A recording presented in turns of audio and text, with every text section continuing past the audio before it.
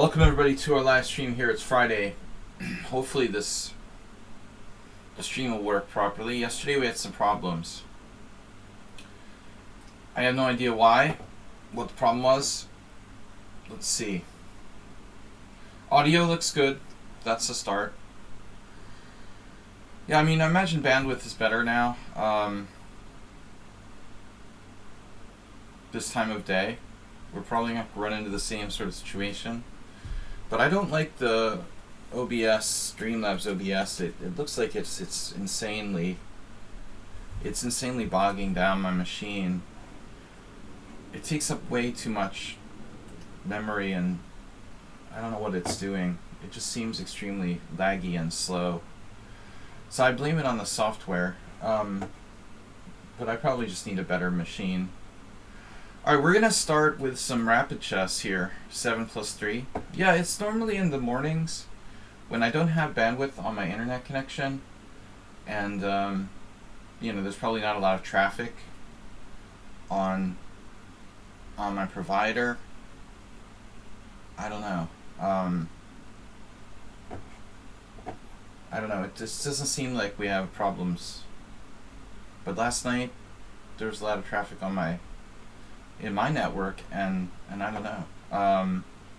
Alright, no, 10+5 is he's playing another game. Jesus Christ. Alright, who's up? 7+3 casual. 10+5, it's Fast Friday, so we're not going to do 10+5.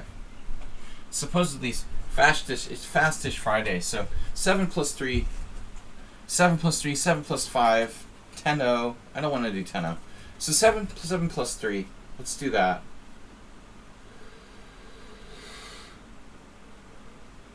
So what happened, Arsenal?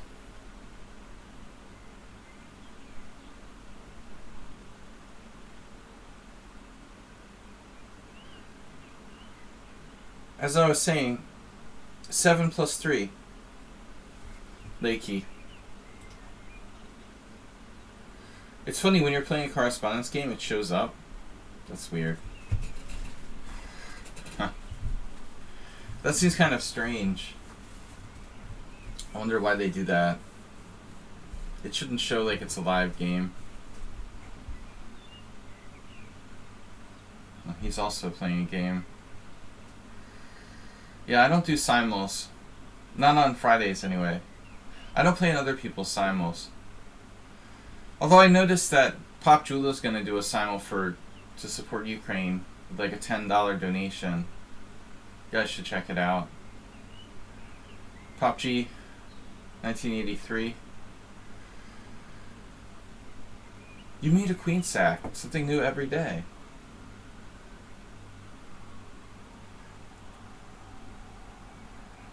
Alright. Comes the ambulance for someone. Wait, what is this time control? 7+3. Alright.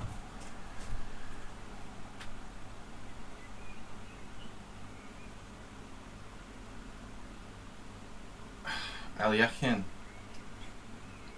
I think I played that against him once. Seems like he handled it really well.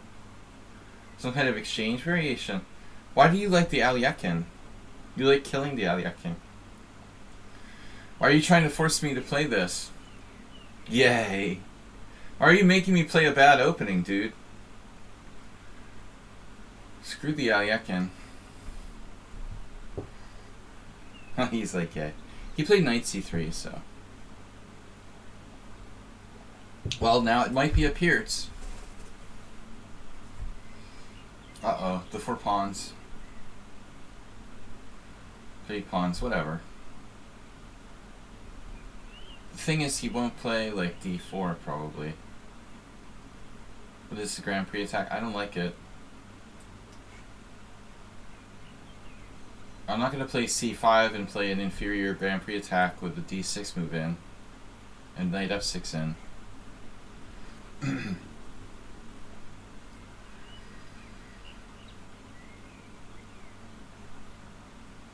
I just am tired of getting crushed by the 4 pawns attack.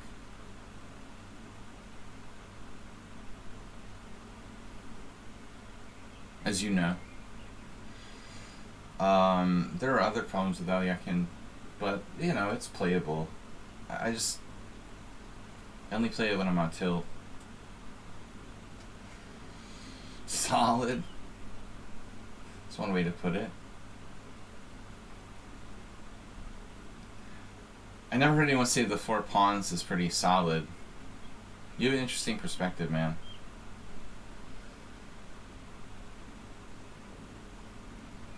Solid is like chonker. It's like a chonker. Mega chonk. Solid is like fat, like large, living large. Our definitions of solid are very different. Solid is when you weigh like 300 pounds. You're like 5'8", 300 pounds. That's solid. Alright.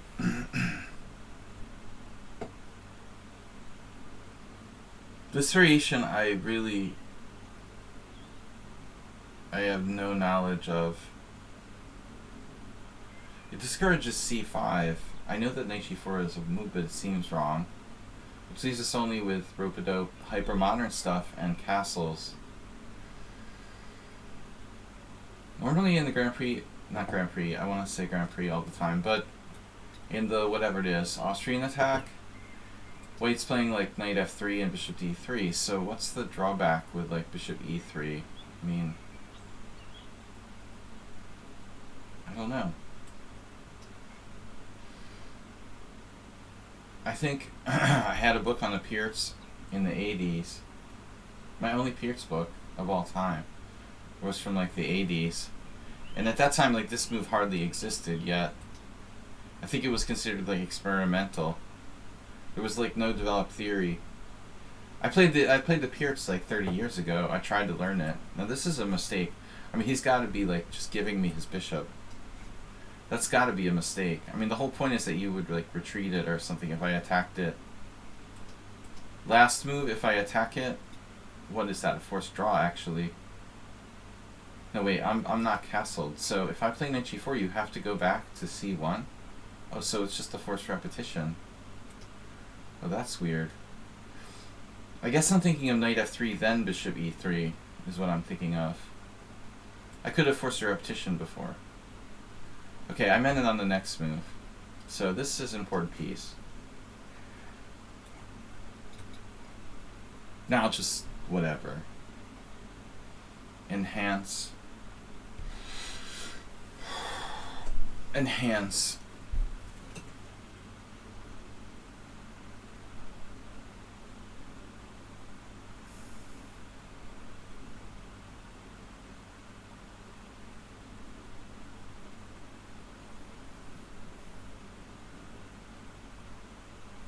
This was a 7+3 game.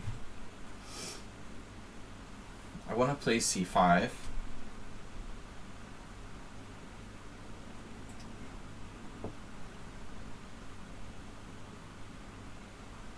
So I sacrifice a pawn. Say c5 takes. Never play queen a5. Pawn takes pawn. Then what? That leaves me with a problem. Like, I don't want to take back, but I can't just hang my e7 pawn. So I have to like take back, which is gross. And I have the bad structure.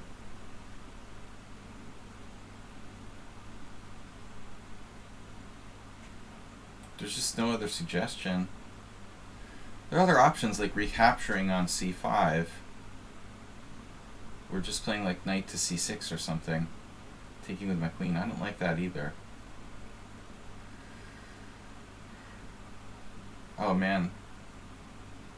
Didn't e5 work? Well, it works, but it blocks your bishop. It's totally a move. But I think it makes a little bit less sense strategically.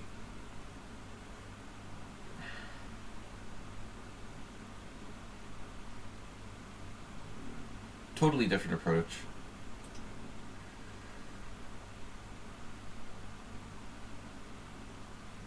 You're a talented noob.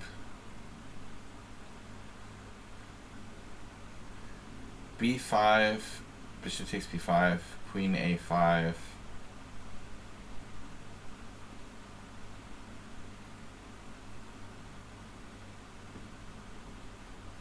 What's beautiful about Arsenal is his like childlike imagination.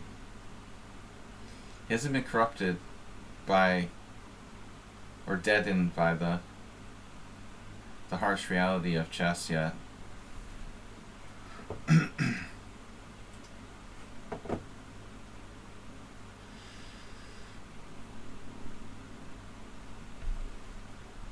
What's the word I'm looking for?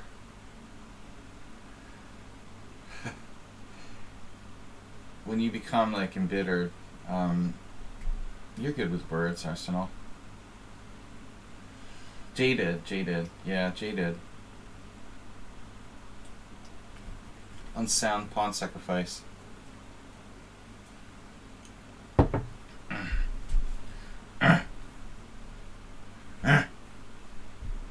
Alright. Of course you like it. It's overtly aggressive and unsound.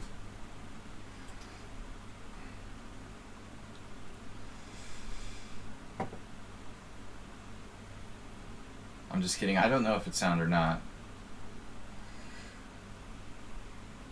Primitive.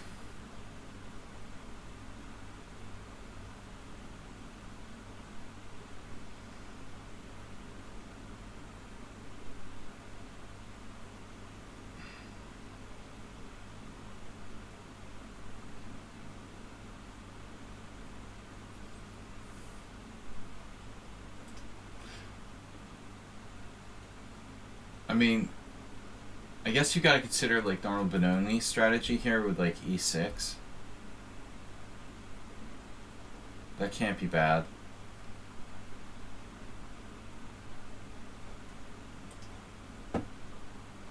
So they keep reacting. That's the key word, right? Reacting. Action, reaction.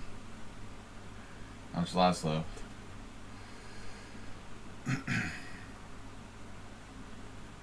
Queen a5. Never play queen a5. How many times do I have to tell you guys? Never ever play queen a5. I mean, it puts my queen on the side of the board. I'm content to just kind of like chill right here, but I probably shouldn't be. This gives white a little bit of time to maybe like escape the worst of it.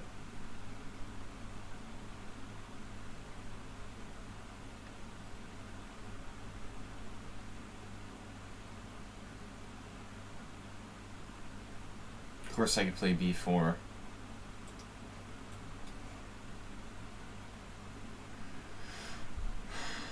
He could defend though. I mean, knight d1 defends. Take knight d1. I don't think b4 is so great. So, yeah, e6. No, I mean, he can't castle queenside. That's one thing that ain't happening, man. White ain't castling queenside. If he's within like a mile of his sanity, there's no way you're castling queenside here. Look, ma, no bad pieces. Perfect pawn structure. I have a choo-choo train. The choo-choo train structure. What does it look like to you? What is that? It's a turtle. The turtle.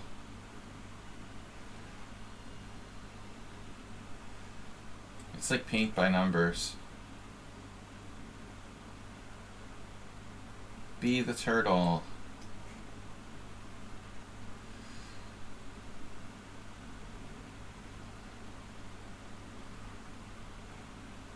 All bishops were created equal.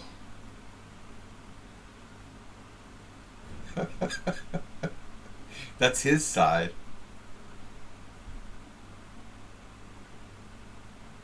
Alright, all bishops were created equal.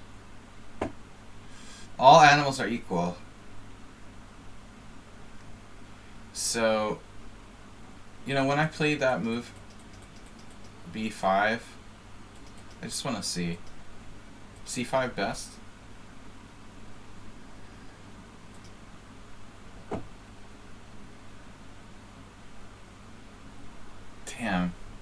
Look at Arsenal.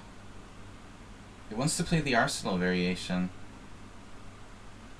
The combative move. Arsenal's move doesn't sacrifice a pawn. Wonder if the computer is being materialistic again. Yeah. You should take on c5. I mean, I think that's the critical line. I was actually going to speculatively sack a pawn here, but the engine doesn't buy it. You know, this is what I was afraid of. Like, I might not have enough compensation. I didn't know what to play here. I'm just going to take back. With a happy pawn structure.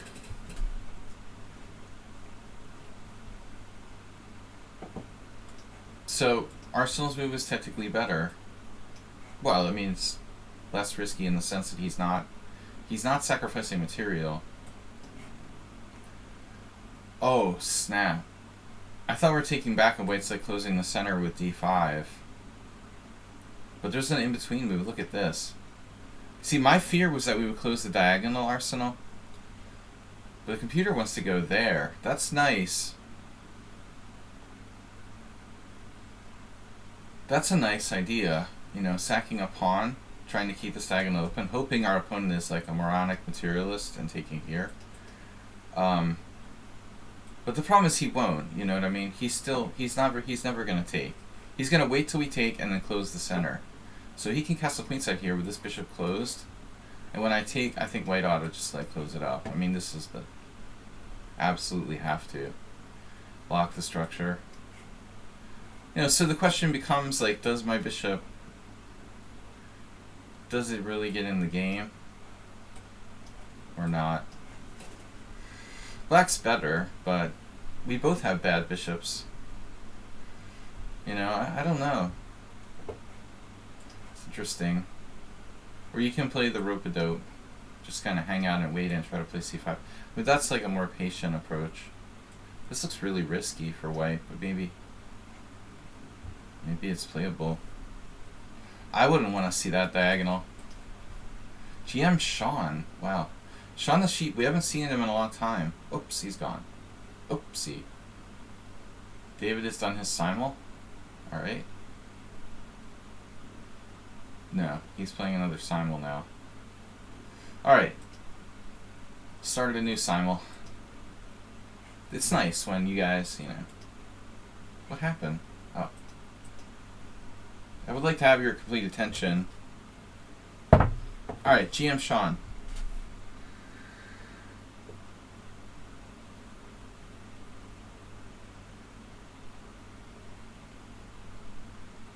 It's almost blitz chess. For me, this is blitz chess. I quit blitz, by the way. I'm quitting blitz.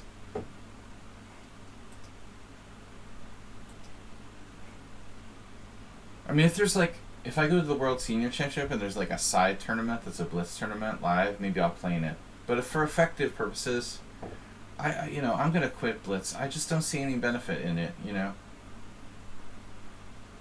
If I want to improve my tactics, I can do a bunch of puzzles or something. I really don't see any benefit in playing blitz.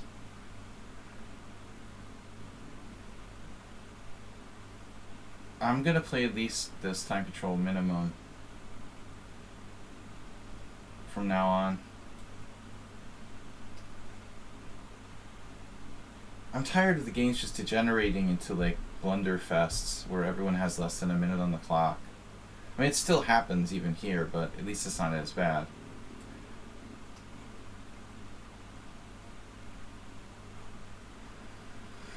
I played like 5-0 a couple weeks ago with my teammates, and it just felt moronic, you know, I don't know. I was totally not into it. I didn't even try. I didn't even care. I was like, whatever. I didn't even win the tournament, even though I was the highest rated player. We had like an informal tournament. I just didn't even care, you know, it was weird.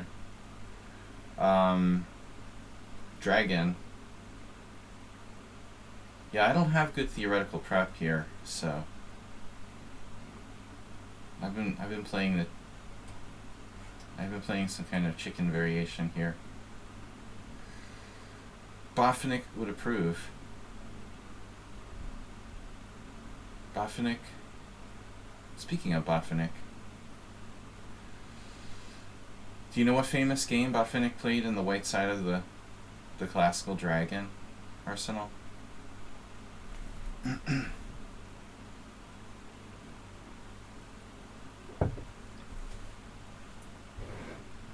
Test your historical knowledge. I lost to this Russian candidate master in the line once. I don't know. He might have had a game with Smyslov, but for all I know, no. He famously played a classical dragon with Alekhine.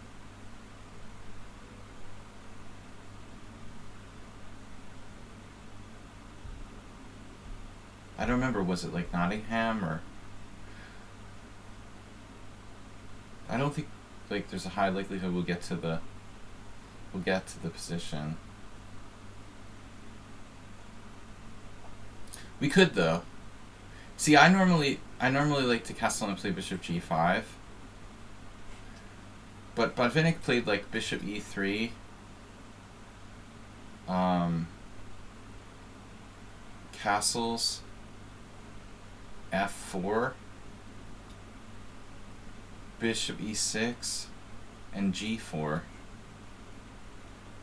And Alekhine played like d5 and they had a crazy game. They only played twice, so it's like an interesting battle because, this is a battle of generations. It's like me playing with like, I don't know, Arthur Bisguyer or something. Well, not that exaggerated, but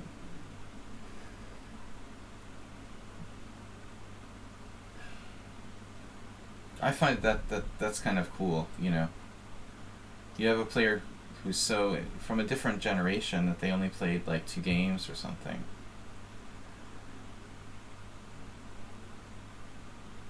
I mean, world champions from different generations.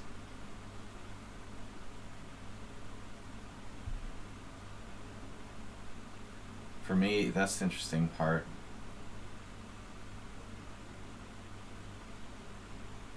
What's up, Tizzy? But that's in Botvinnik's 100 Selected Games, which I think one of my favorite books of all time.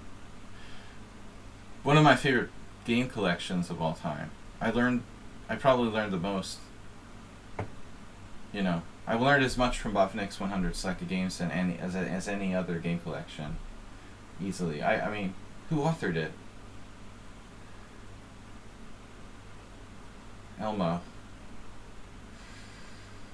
I think it was Botvinnik.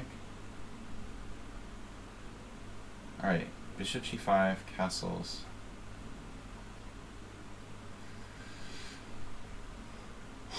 Castles. Duh. But if you're gonna study like games, you should really like get your info from the horse's mouth, right?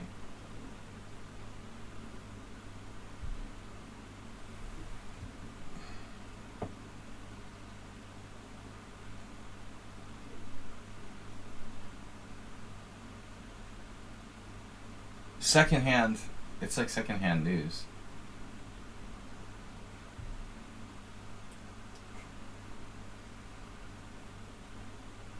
We haven't seen this GM Sean account in a while. Wow.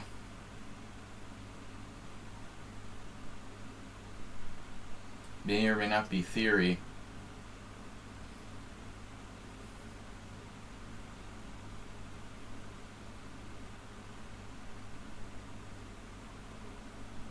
I mean, there are, of course, books where, there was by necessity.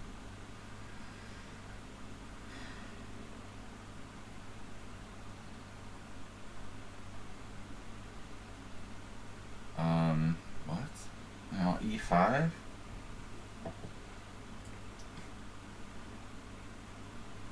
By necessity, like, some third party analyze the games, but,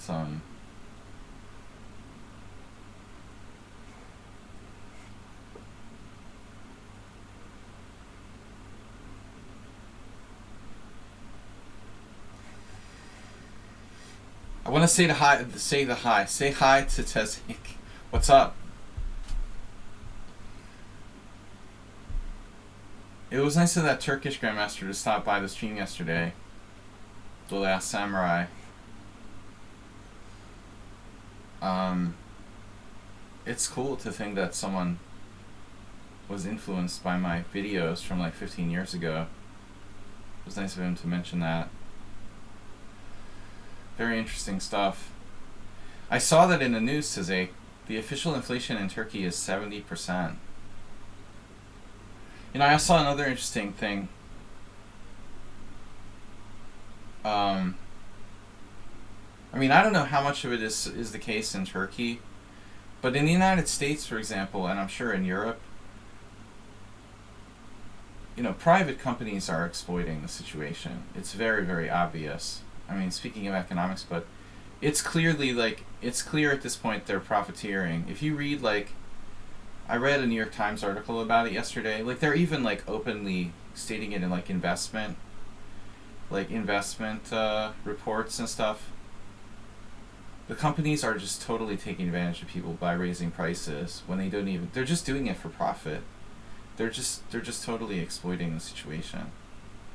I mean, according to economic theory, that shouldn't work because you can go across the street to the other company and get a more competitive price. But it depends on where you live, and if there's no natural competition, then it's a problem.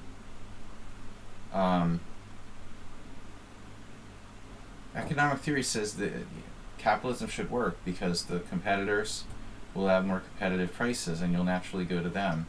Yeah, the problem is that there's too many monopolies. Exactly. There's this monopolistic, Bill Gates owns all the farms in the United States, or Jeff Bezos, owns everything. Effectively, it's all about monopolies. Too much monopolies in the supply chain. Yeah, speaking of economics, I never did finish my economic degree. I have a minor in economics, for whatever that's worth. My failed attempt at studying economics.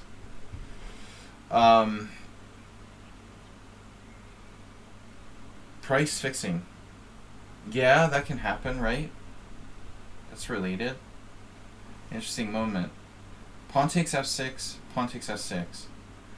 Well, I don't really give a shit about Twitter, But, whatever, I mean, I never liked Twitter, so you can have it. But I'm talking about, companies with price fixing and general things, general goods. But yeah, the elite billionaires exploiting the situation. As much as I don't like Elon Musk or whatever, I mean, I'm talking about everyday companies. Everyone's exploiting the situation. We have incredible inflation here. There's crazy inflation in the United States.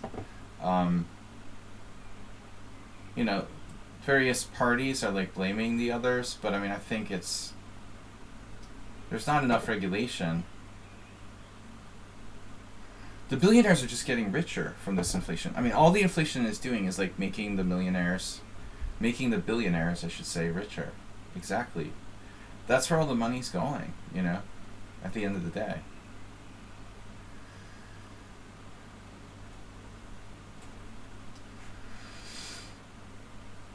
Billionaires have just gotten richer and richer because of the pandemic.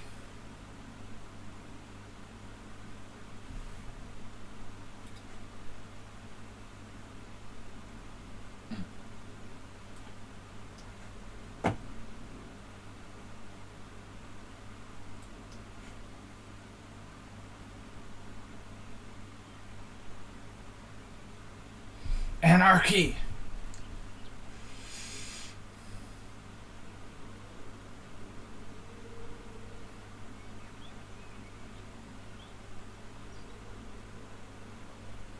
I mean, dude, I was looking at hotels for some trips. I was looking at these not luxury, but let's say 3-4 star hotels. And for the first time ever, I saw they were charging There's like a separate charge for like breakfast. It was like the Marriott, $50 per day for like breakfast. I was like, what? I guess that's because, it's like a pandemic sort of thing, like surcharging people for, COVID safety reasons, or, oh, breakfast is going to be $50 now. I was like, what? Is this like a perfect game by Black? When a hotel starts charging $50 for breakfast, I'm out of there, man. Just exploiting, like, oh, we've got to keep the breakfast buffet clean. An extra surcharge for disinfecting the breakfast room. I mean, come on, dude.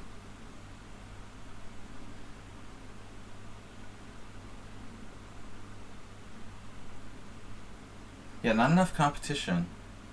It's a perfect game by Sean, who's rated 1800. You explained to me, I'm not going to go into it again. I haven't seen this player in a while, but there's no freaking way that you're 1800 and you're 1 in 28 against me and you play like this. You played a perfect game so far.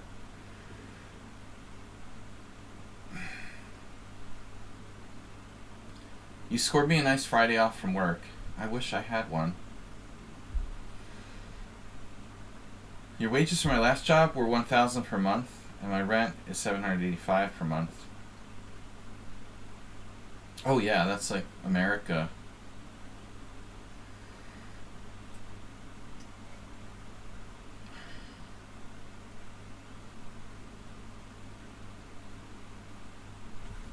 Well, at least you don't have to worry about healthcare.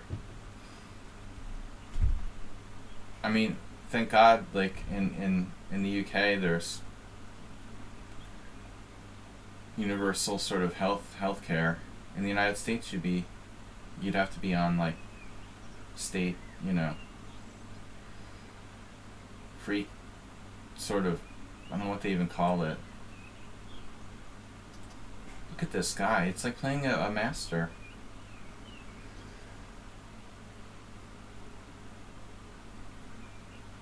The secret to life, Arsenal, is having a rich wife.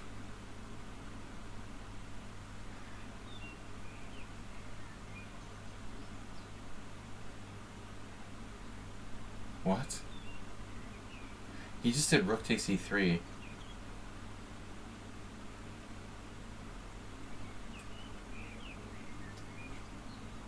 Right. Yeah, he's a standard run-of-the-mill 1800.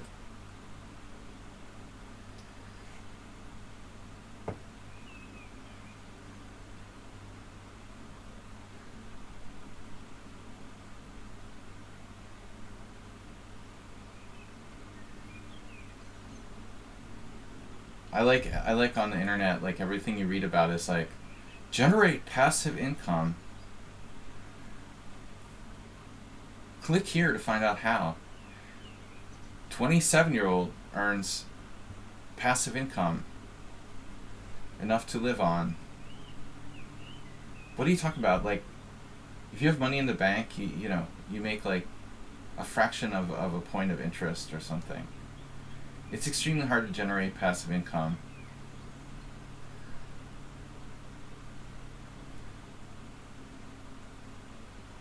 Yeah, passive income, if you like own $1 million worth of properties and you're collecting rent, that's passive income.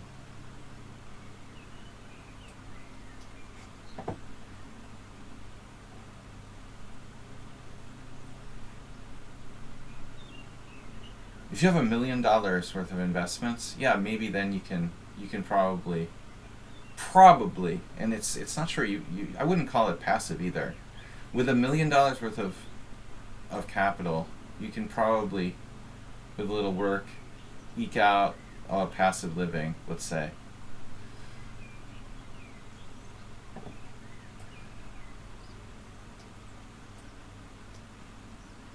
The GM Sean will now lose on time in a drawn position with approximately equal evaluation.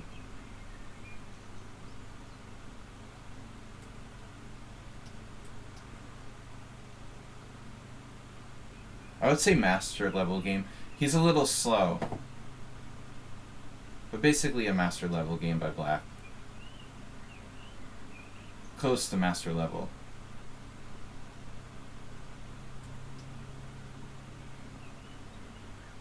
I need a good square. I guess blockading is to be considered.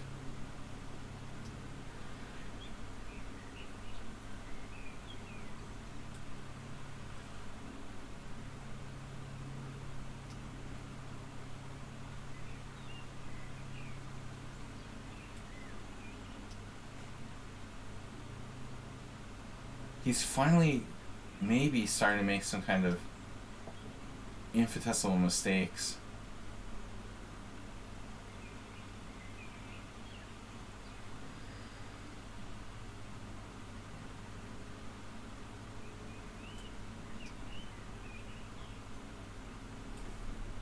Dude, I don't know, man. Who you're fooling here. Seriously. You're not an 1800. I mean, dude, why are you playing like Master Strength?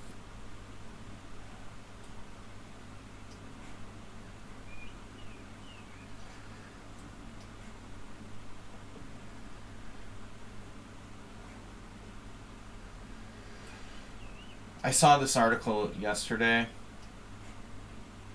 It was like, young couple has $950,000 in the bank, but they're like struggling with bidding wars for a house or something. Dude, I'm gonna move into like a freaking trailer park or something.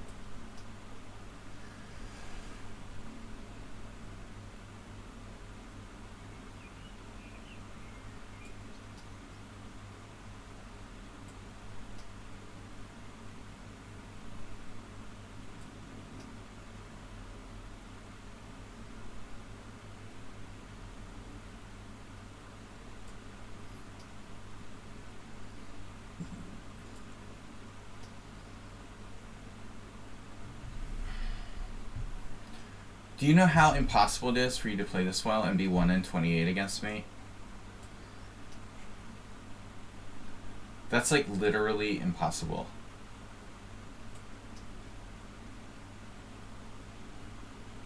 Literally impossible. That ain't possible, dude.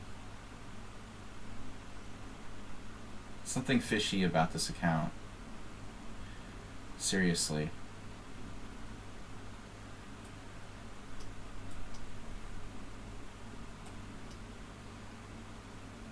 He must have like a friend playing on it or something.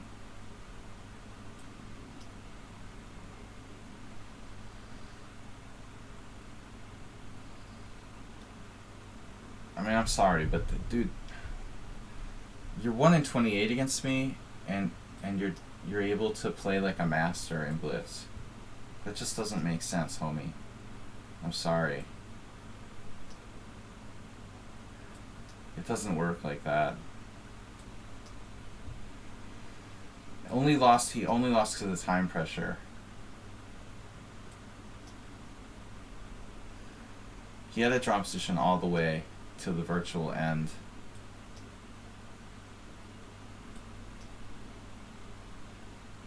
Yeah. Well, if you can explain to me how that's possible, I would like to know.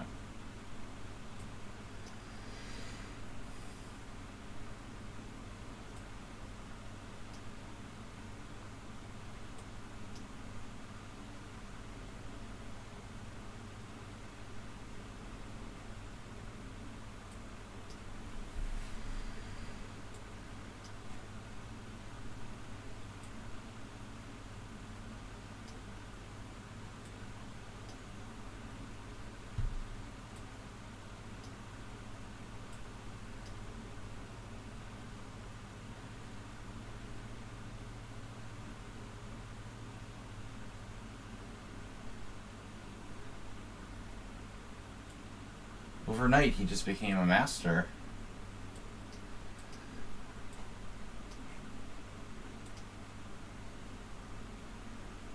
Dude, I mean, seriously, what is the deal with this account? He played 4 blunders, but all at the end. The first half of the game was, like, perfect. Until like move 40, he played a virtually flawless game. Apparently he was winning at one point. Wow, even winning in the ending. Yeah, dude, whatever. He's probably like using the opening book or something.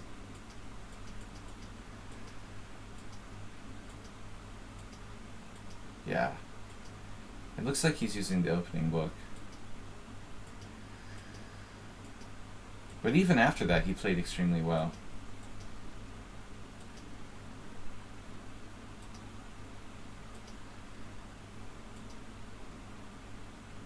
Alright.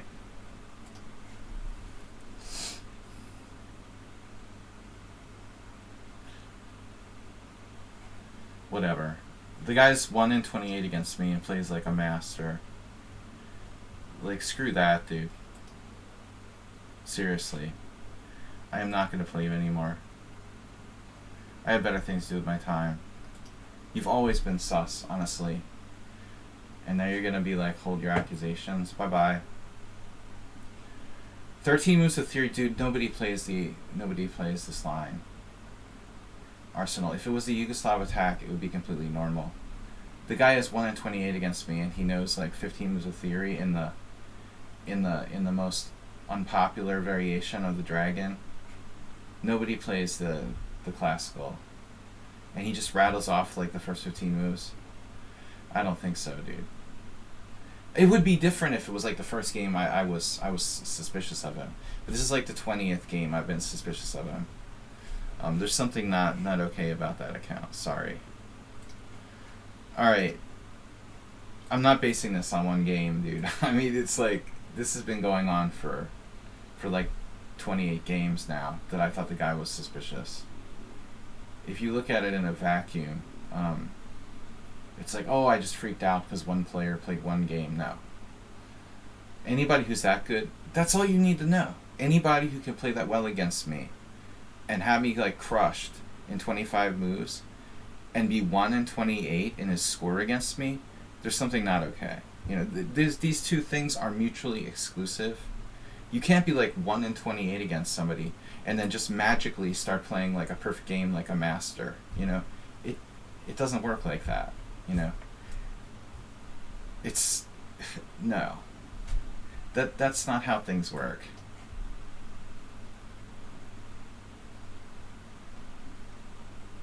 All of the games he lost against me were sus too. Like he would, I don't know, he was like using a computer and then like lost on purpose, or he just lost on time. I mean, it was always weird. Every single game was weird. Look at all the games; they're all weird. There was almost never like a normal game. He always like played like a genius, and then somehow hung a piece or something. You'd almost have to try to do that. Like there'd be no way to do that by accident.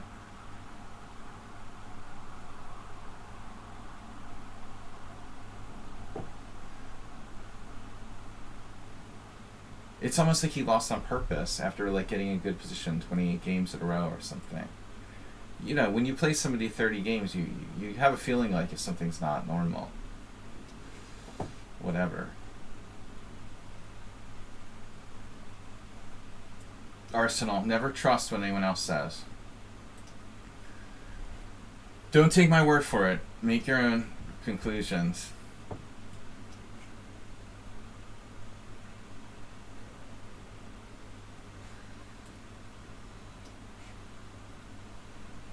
And that's kind of oversimplifying, isn't it? Like, cheaters are a fact of online chess, just accept it and move on.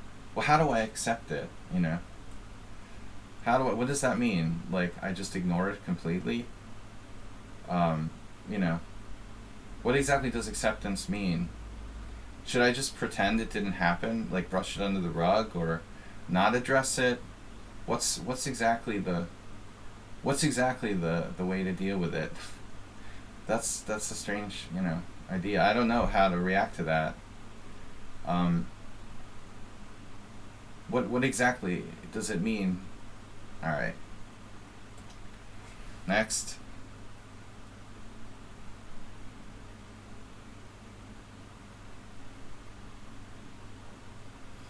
Next. Anyone else for the ban button? The brushing under the rug, I love that. You complain too much. We'll just ignore it. Pretend it didn't happen. Pretend that like 29 games against the guy who was sus, like didn't happen. It's completely okay. We'll just pretend it didn't happen and move on. That's a great idea. You know, what's your IQ, like 5? Like seriously.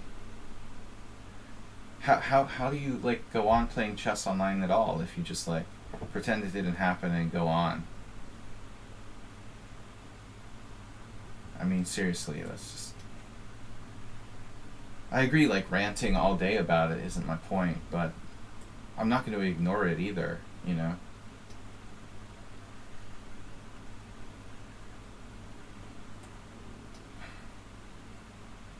If I played like 29 games with somebody and I think they're sus, you know, take a hike, dude. Get your like stupid comments out of here. I spent 29 games playing that guy, giving him a chance 29 times. Are you serious? And then you're gonna say I should stop complaining? 29 times is like 10 minutes times 29. That's like 300 minutes. I played chess with that guy. I think I have a right to be like a little bit pissed, you know, and complain. It's not like one random game, you know.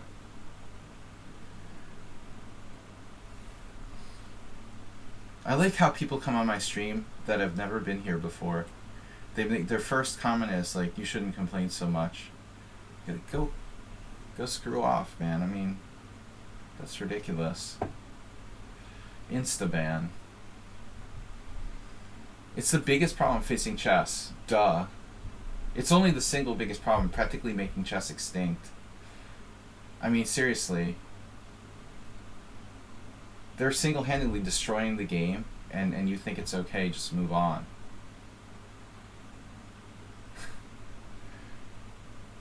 You're making chess extinct by cheating. The game will cease to exist. I mean, now it's like bullet and blitz. We can't even play like classical chess, practically, because of this crap. It's a serious problem, and ignoring it is not going to help. Hey, what's up, Fetamaster? Thanks for putting your input out there. I try not to get like, I normally don't rant so much, but it was like a guy that I played with 29 times. I felt a little hurt by the suspicion of his play, but normally I wouldn't complain. But yeah, I mean, it's whatever. I appreciate it.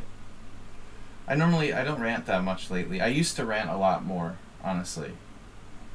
I'm a lot more chill now.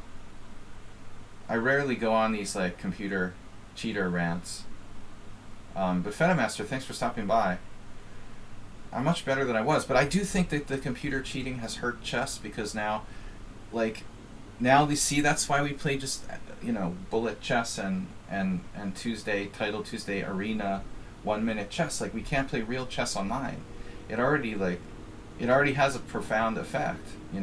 It's pushing chess to be like, because of cheating, everyone's afraid to play longer games, so we can only play like 1 minute or 5 minute. We can't even play like real chess online anymore. That's like the effect that this has happened because of computers, I mean, that's the thing. If computers didn't exist, the Title Tuesday tournament might be like game 30 or something, But I'm just moving away from, like, Fetamaster's better than me at like blitz and bullet probably, but I'm not that fast, and I'm trying to like quit. I'm honestly trying to quit like blitz.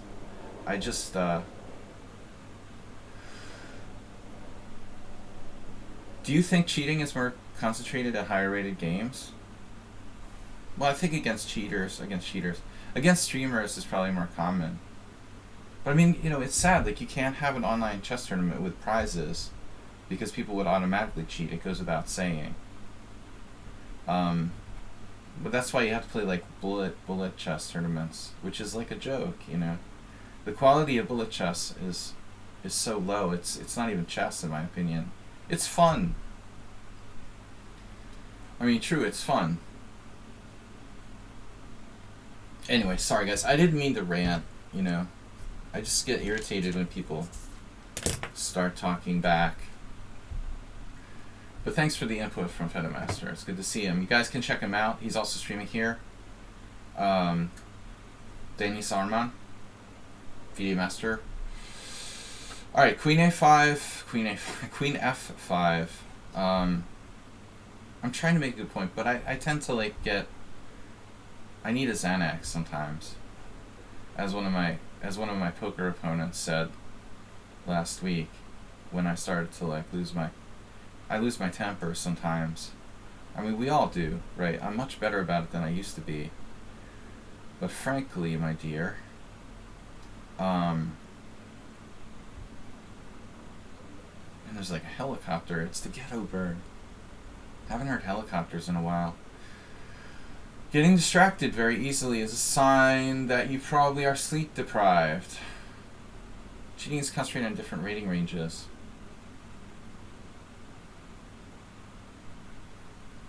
Yeah. Very, very complicated subject. And even over the board.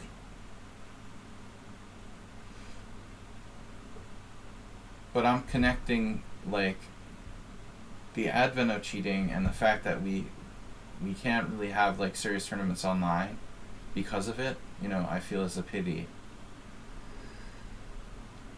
I don't like playing Blitz that much. I like longer games, but therein, as they say, lies the rub, you know. I like longer chess, but I can't play longer chess online because then it's like everyone would like rampantly be cheating. So it's kind of a frustrating situation, you know. Well, that's what I was talking about with Grandmaster Sabo Gergo from Romania a couple of years ago. He said that there were some players doing it. They're doing it like in a very sophisticated way, in his opinion, in over-the-board tournaments. So his discussion with me centered on this. Like, I didn't really think about this, but he said, you go to like a venue where there's a big tournament, and if you have a GM playing in the tournament and he has a friend in the hotel room with like an engine running, all right, now say you can watch the game live and his roommate or whatever we'll call him, another strong player, is like in the hotel room watching his game live on a digital board. He doesn't have to actually transmit him any moves. All he'd have to do is like come in the room at a critical moment. You know, when the opponent made a blunder, he looks at the doorway, there is his friend. Okay, like all he needs is like a signal. Exactly, with like body language. Every time I'm getting ready to make my move, I watch the doorway and see, you know. And then the engine is like flashing like winning move or great move or the opponent blundered. So all you need to do is like give him like a small hint. Exactly. And this happens. I mean, I'm 100% sure of it. I have this from a credible grandmaster. You know, this isn't just like made up paranoid fantasy. All a strong player like a grandmaster really needs is a hint, like, hey, you have a winning move, and he'll find it. You know, you have a clear advantage, he'll find it. Exactly. So it doesn't take like specific variations necessarily. You don't have to be in the toilet with your mobile phone to have the information. You just need a signal, you know, like a hint, you know, at the appropriate moment that you have a winning move in this moment, you know, or some key sacrifice or something like that. It's very problematic. Probably the only way, you know, would be to like ban any spectators. You've got to ban any kind of spectators having contact with the players, with the playing room, first of all. That has to be like automatic. That can cut out a lot of problems, which is an extreme kind of thing, you know, because chess tournaments depend on like spectators, and there are players leaving the room to go to the bathroom. It's very hard to contain it, but just to make a point, you know.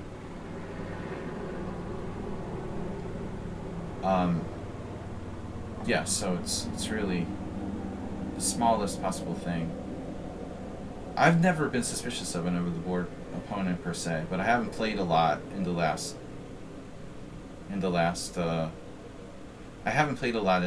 like 10 years.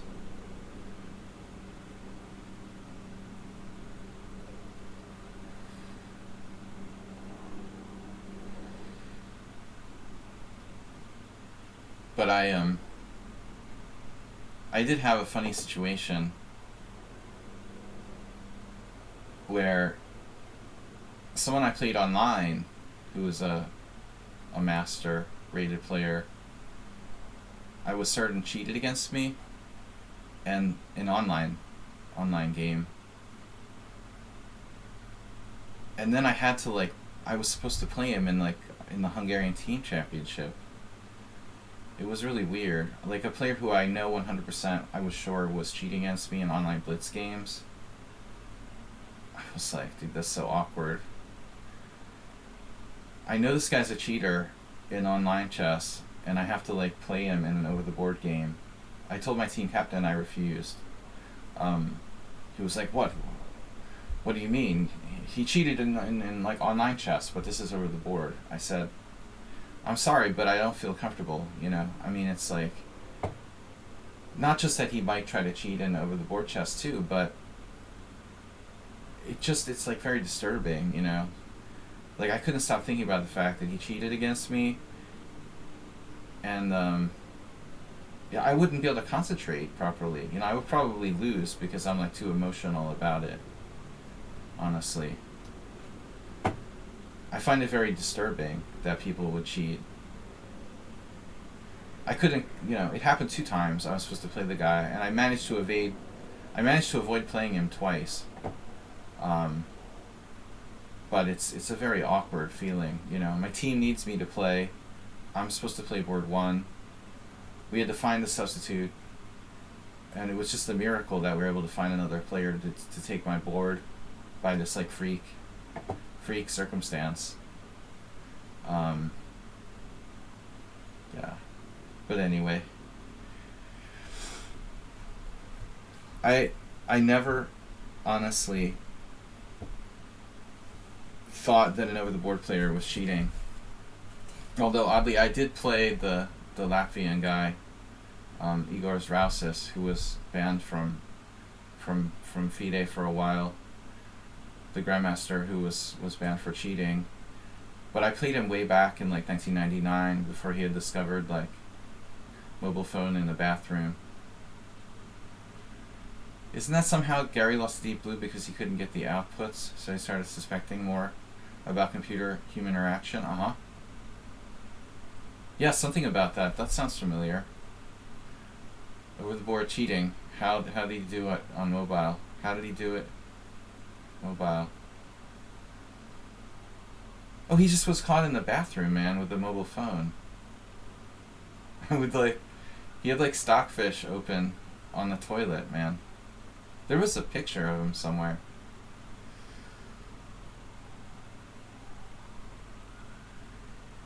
I had this one parent come to me and like, it was very awkward. He asked if I would give his daughter a draw. Yeah, people are just unbelievable.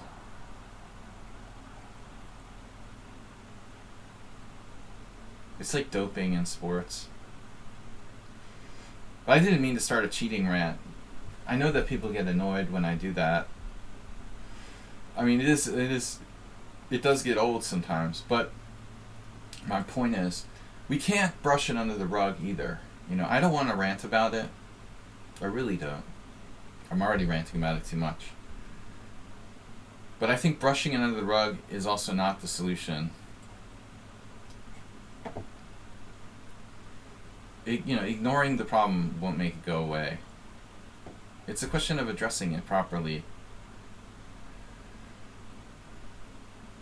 And I get really irritated with the viewers who are like, you know, just move on or whatever.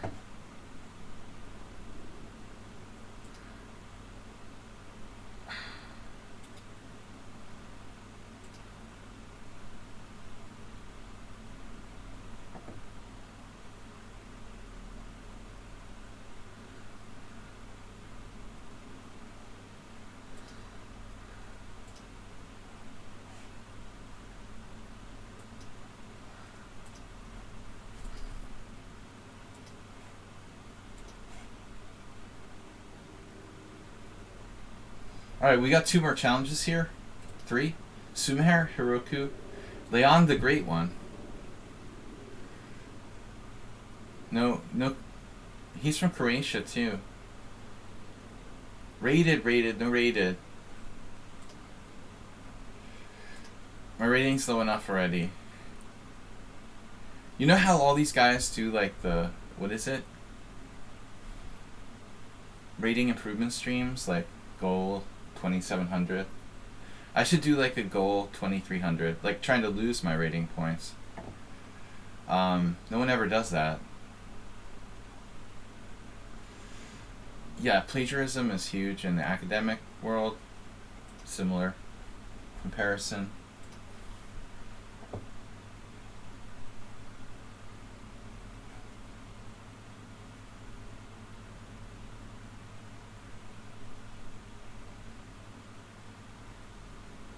Alright, ready to start. Sumeher.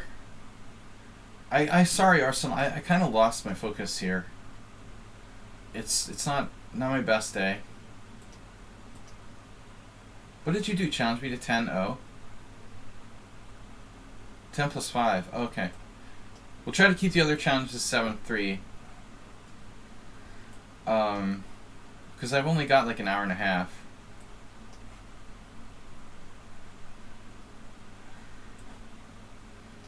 I didn't sleep well last night. And honestly, it was like 2 o'clock in the morning. I took a sleeping pill, which I normally try not to do. But if I can't sleep well, I can't concentrate the next day. It's really, really noticeable. I've got 3 challenges. I'm like, what was your best day? Harold Bloom. My best day? My best day was when I beat 2 Grandmasters with black in the same day. To win like the biggest prize I ever won. In classical chess.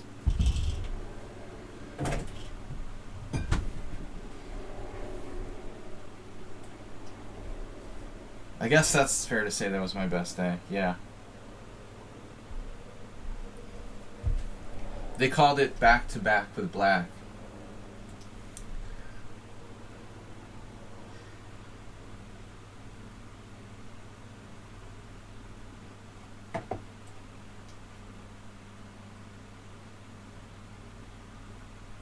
I don't remember, man. It's funny, when I have really, this happens like every time I have a great, or not even great, even bad memories. You know what's interesting, Harold Bloom? Like when I won my biggest poker tournaments, when I had these, when my dad died, you know, it's funny, like when you have these really memorable things happen, good or bad, I don't know, you know, it's weird. I don't have any recollection of what I did like after that. It's all like a blur, you know, it's weird. It wasn't like because I was drunk or something like that. No, I mean, it's weird. It's somehow like those moments, aren't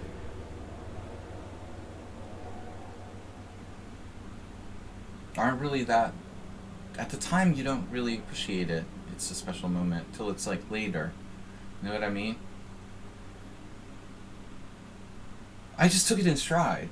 I didn't have a party or anything.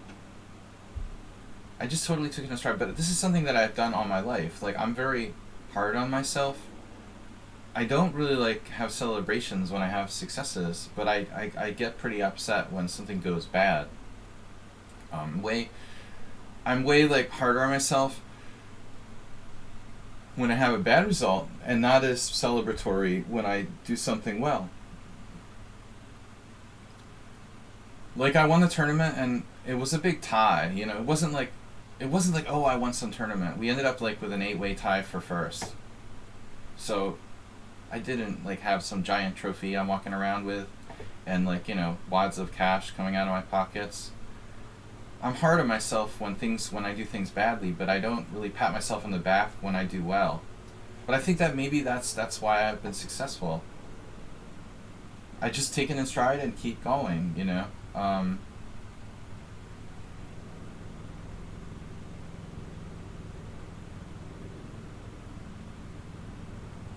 guess if I ever had like a massive success, if I have like won the Sunday Million on Poker Stars, or like a six-figure cash in poker, or like won like the World Open or some giant tournament, maybe I would have like a party or something, you know. But I never had a success that big that was like really monumental. So I never felt like I never had a really legit reason to like celebrate a victory. Like I won the Massachusetts Chess Championship or some state championship, big deal, you know. I never had anything that significant. On the other topic, have you ever seen an adult cry? Yeah, Hikaru's stepdad. I saw cry when he lost the game. Sunil.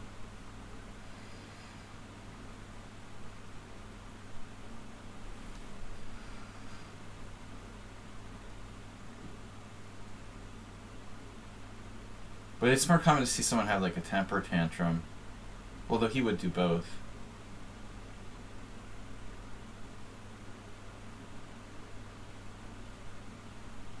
Here we've been in this type of position before. I think we had the exact same position before. He cried for himself, man. He used to play. He was a master. He has very little control over his emotions. He has like the emotional, you know, he's like emotional maturity of like a 5-year-old. This is Hikaru's stepfather. Literally, you know, 50-year-old man with the emotion. He was a 50-year-old man with the emotional maturity of like a 5-year-old. He lost to my friend Bill Kelleher, who's a way, way better player than him. You know, and most people would like take it in stride because he's losing to a better player, but he like just started crying and then like knocking over all the pieces. It was crazy, man. I couldn't believe it.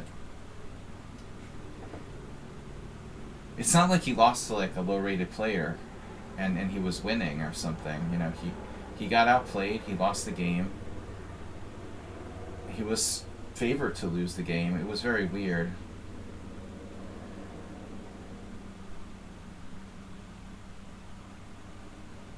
I mean, I've seen knocking over the pieces before, but not crying and knocking over the pieces. Fortunately, was famous for doing stuff like tantrums.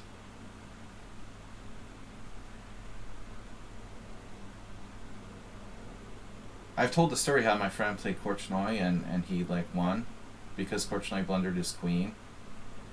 And he started like insulting him with he racially assaulted him like with racist comments. Korchnoi was a nasty individual. Yeah. I mean it was a really ugly blunder. Like Korchnoi dropped his queen on a rank like rook check in a totally winning position. You know, it was horrible blunder. But he was like a racist. Hey, let's racially insult our opponent because we lost and hung our queen, you know. Okay.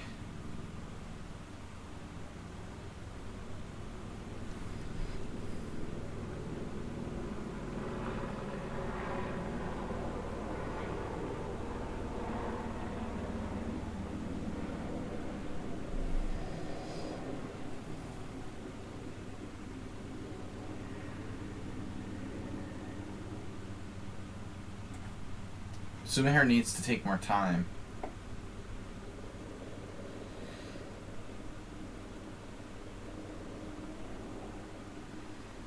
Well, they're bad sports and everything, I guess, Arsenal. Not just specifically chess. Of course, you have the Bobby Fischer racist.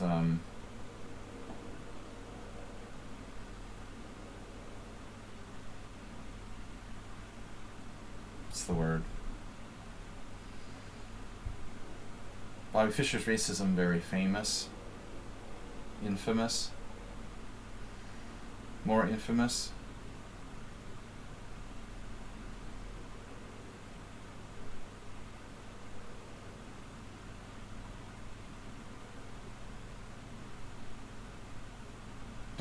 The worst thing I ever said to an opponent was that I would rather die than give them a draw.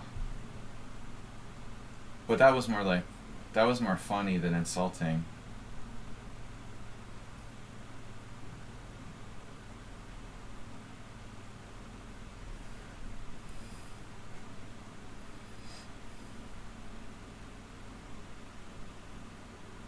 I don't think I've ever like insulted my opponent.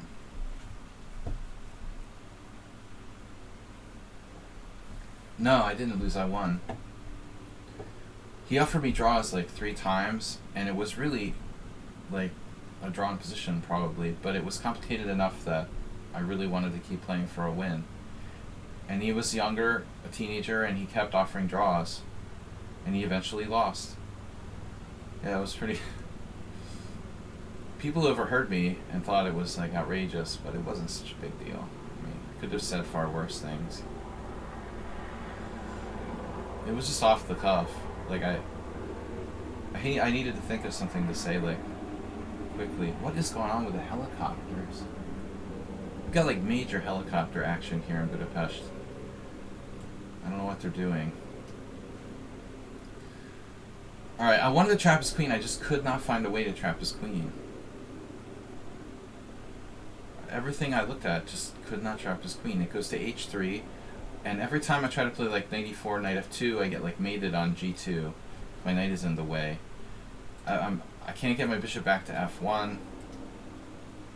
The truth is probably something simple, but I don't want to play like g3 and let him take, check, and get my king on the diagonal. Yeah, I need to think of a better saying. It just wasn't even very elegant. The thing was, I said it loudly, and like the other players and his dad like heard me.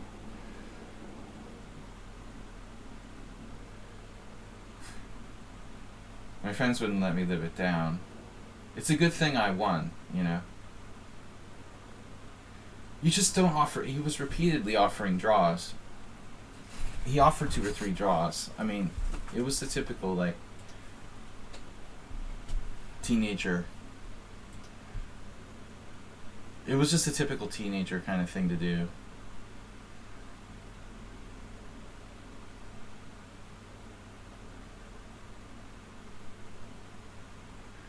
Once I almost got in a fight in a blitz tournament.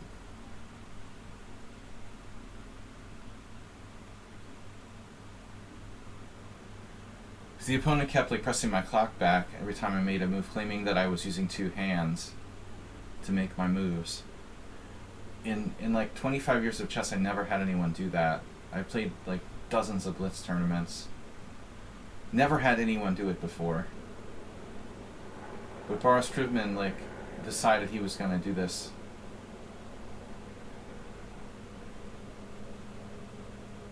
Hitting my clock back. Like we were at the Marshall Chess Club.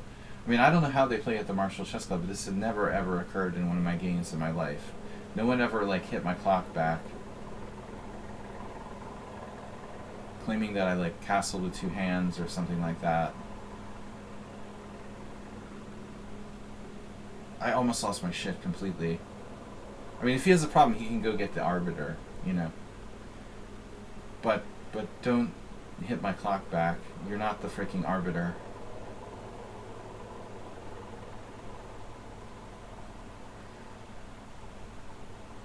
Merlin Flock just subscribed to Tier 1. Subscribe for 6 months. And these helicopters are driving me nuts. I think it must be helicopter tours of a Budapest city center or something. It's like May 6th, so maybe the weather's better now. I think they do, you slapped him.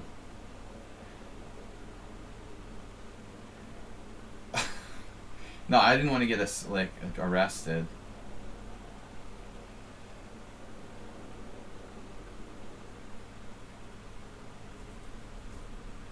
Since when do you condone what any government's doing, Arsenal? Arsenal hates, like, he hates, like, everything equally.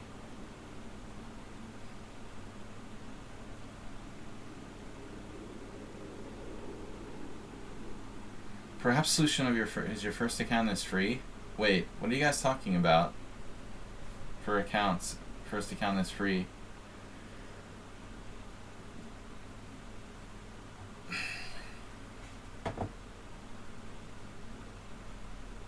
Well, if you know, like a non-corrupt government, let me know.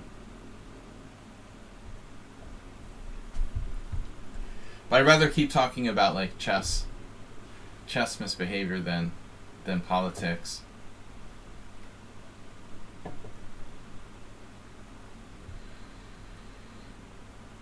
What's up with Arsenal? Is this the current position? I feel so much better that I'm not playing Blitz anymore.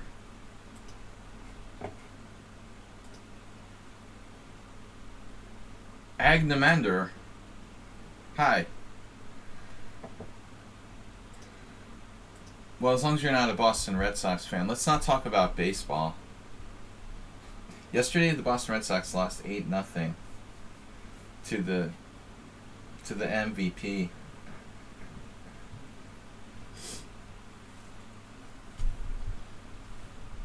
Otani.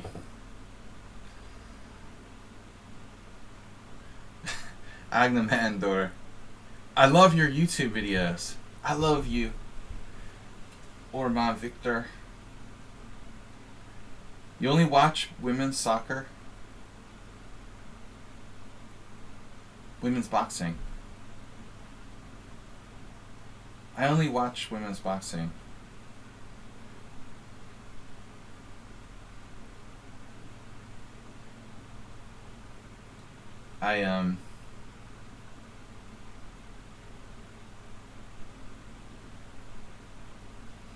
I would prefer, though, if my sports team just, like, clearly sucks than if they just, like, suck part of the time. Then it's easier to just to accept it, you know. The worst is, like, when they're inconsistent. They can kind of surprise you and have some great games or something like that. I think it's easier if the team just, like, utterly sucks. You just come to accept it, and that's fine, you know. The painful part is, like, when they show some promise and then just, like, they keep like sucking anyway after showing promise. Hagnamander subscribed to tier 1. Yeah, Sumer has a tendency to sometimes goes, like, passive, whereas other times he's really aggressive. He's gone into passive mode here.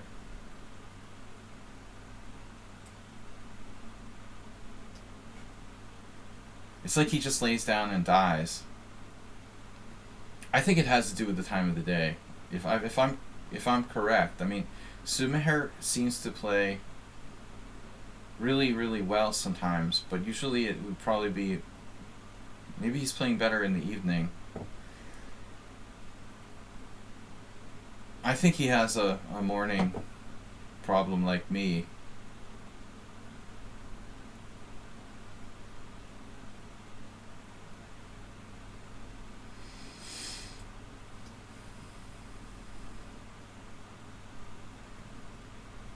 Anyone want a sub? Who needs a sub? Sledgy God mode. They're offering a free sub. I would like tuna.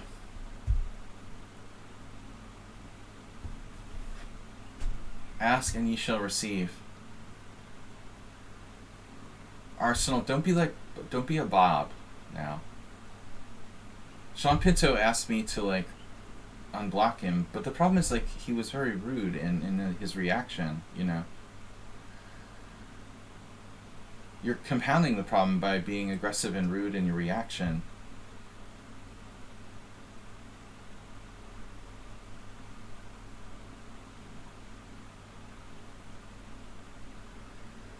Like, no one's addressing the truth, which I kept saying is like, how the heck can you be 28-1 against me? There's no answer to that, you know?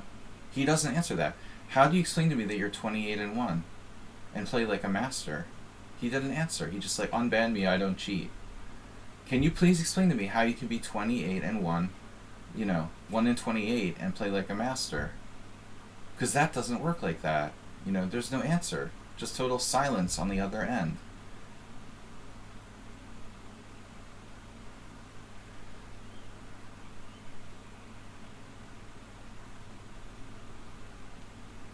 You can beg me to like unban you all you want, you know. First of all, you're rude. Secondly, you can't explain that, you know.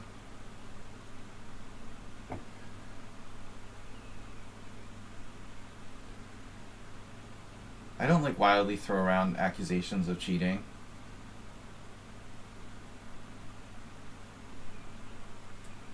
For the most part. No, Arsenal, you have a normal score against me. You know, you've played well, and sometimes you blunder. But you have a decent score. What do you have, like 30% against me or something? I have no problems if you play a game like a master. But I have a problem when someone is like 1 in 28 and they suddenly start playing like a master. How do you explain that?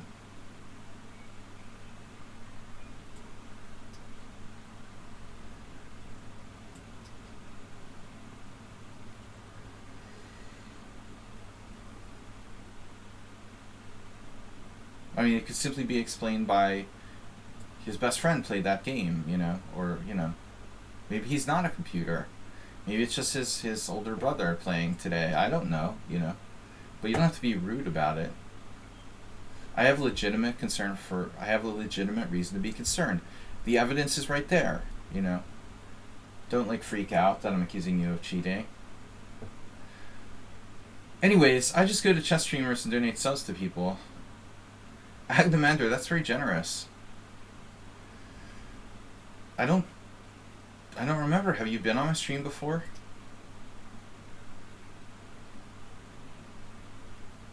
Support the chess streamers. The Chess Streamers Union. When I found out Badr Jababa's channel was called James Blunder, I'd asked my brother why he created an account using my real name.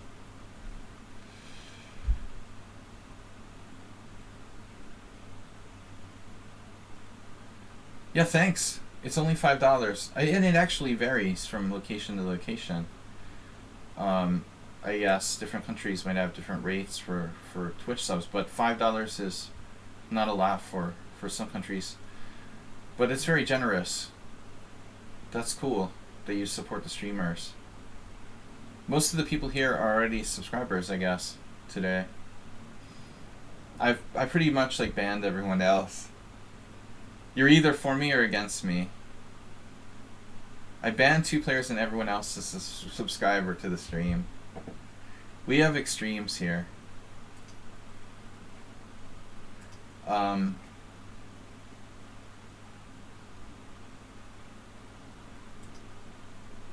we've got another challenge. I'm here until another hour.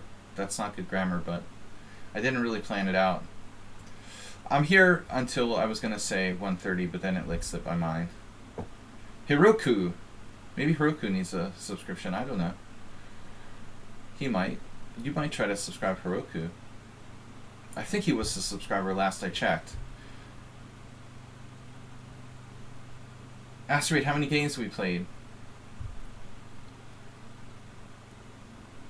Asteroid has played 288 games, and he doesn't play like a master.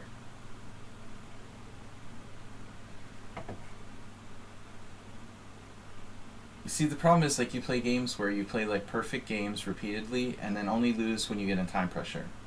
That looks suspicious. That's the kind of thing that happens with people that use engines.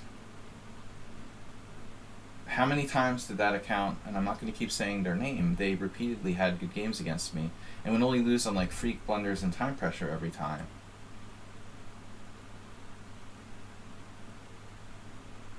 But just like raging and saying like you're not a cheater,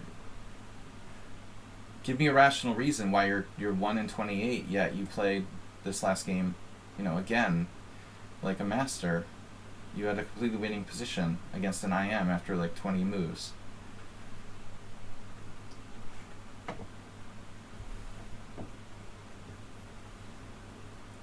Someone who's 1-20. I'm not going to keep talking about it. I made my point. All right. I'm regressing. Slav main line. All right. Bishop f5 is the main move here. The only other one, I guess black might be able to play g6 or knight a6 or something. e6 is bad, right? You try to play the semi-Slav. It is bad, isn't it? e6, yeah, e6, e4. You play an inferior Slav, like sometimes inferior Slav. People try to do that. You're a sick man. You probably enjoy playing against the London system too, Arsenal fan. Arsenal fan, is your real name James? Is that what you're saying? That comment you made earlier? James Richard Smith. James Richard, get down here now this minute.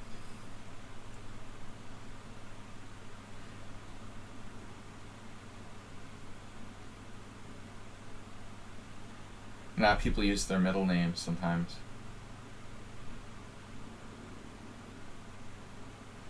Testing my theory that Queen A5 was always bad. Oh, Blunder is your real name. Was it Harold Bloom that said that?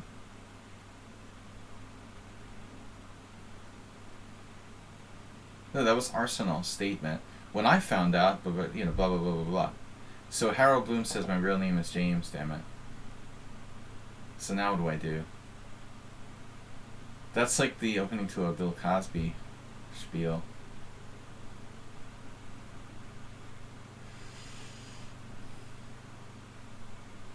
Don't mention Bill Cosby. That's not politically correct. But I'm not sure we should erase, this is another debate, culture wars. But should we erase artists, the work of artists, because, they became criminal in later life or something like that,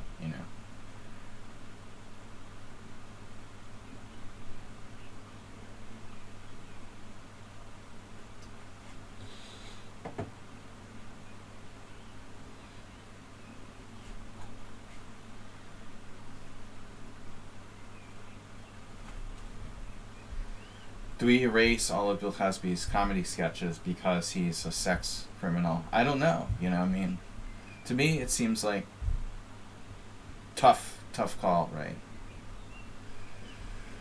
On the one hand, you don't want to help him, On the other hand, pretending that it didn't happen is another thing that is kind of weird,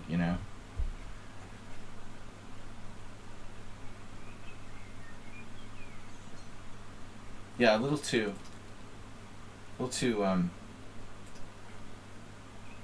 Arsenal is substituting for Bob today.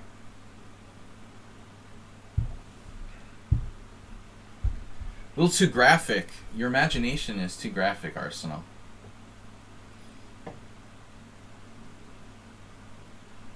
I imagine you're paying close attention to the Johnny Depp trial.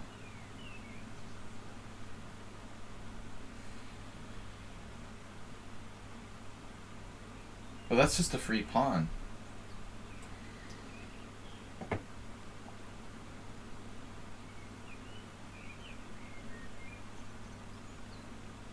Well, not exactly.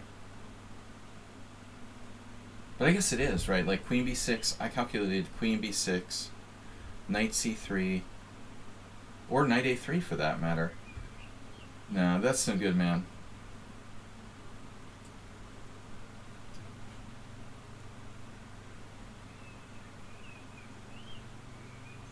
I was thinking the funny part about Johnny Depp and Amber Heard trial is that they're probably going to have to make a movie out of it, I mean, isn't that a blip?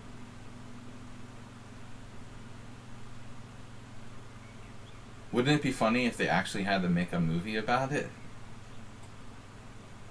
That's like ridiculous.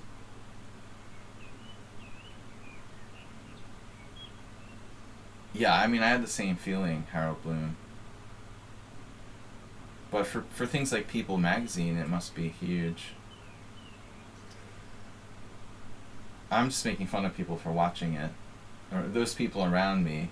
But I mean, after you witness the OJ trial, I mean, it seems like I lived through the OJ trial. It seems like everything is banal compared to that, right? Seriously, after OJ, like, everything is a letdown. The problem with OJ was, like, back in those days, our media wasn't as good. You know what I mean? Like, video quality wasn't as good. Coverage wasn't as good.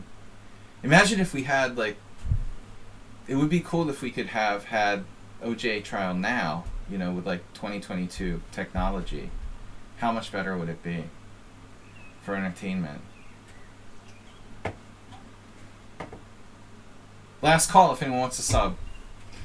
Last call from Agnimander. No relation to Agamador. Do we have any non-subs in the house?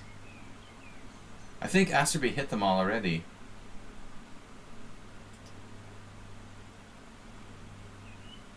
Thank you, Agnimander. It looks like all the viewers I have are subscribers already. It's pretty good. We got it covered. The news announced a bemused report of OJ and his Bronco that night. Can you give me a sub? I wish you could. I wish I could sub to my own stream.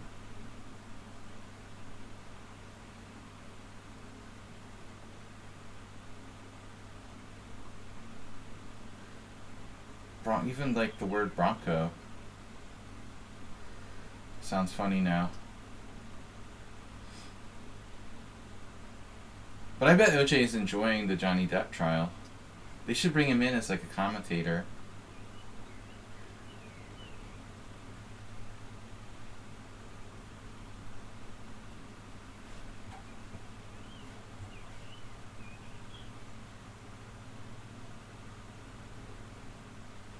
That wouldn't be PC.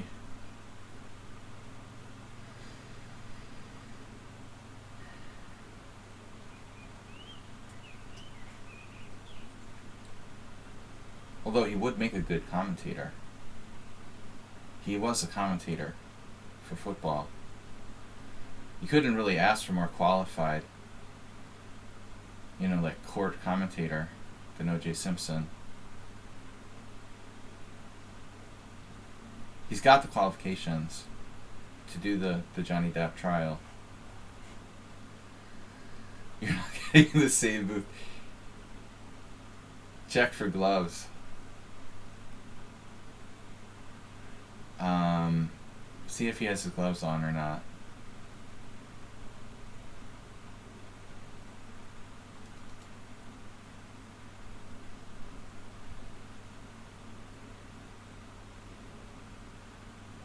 Well, I have to do something about this.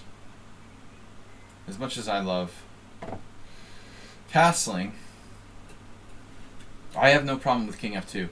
Especially when my opponent doesn't have a dark square bishop. The key is that he doesn't have a dark square bishop here. Key. No discoveries. His queen is close to trapped. Hey, let's weaken our white squares a little bit more. He's getting out. He was getting out, but not anymore. Now he's in the Roach Motel.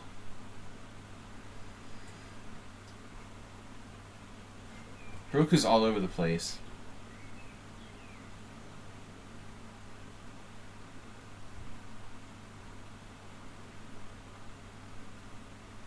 Astrobate said, Saji, are there guys who want to do graphics for you, but need help that you cannot provide? But perhaps I can insert myself to be there for you.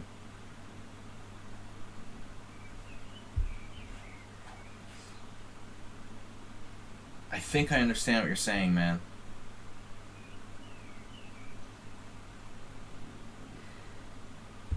I did pretty well in my reading comprehension on the SATs.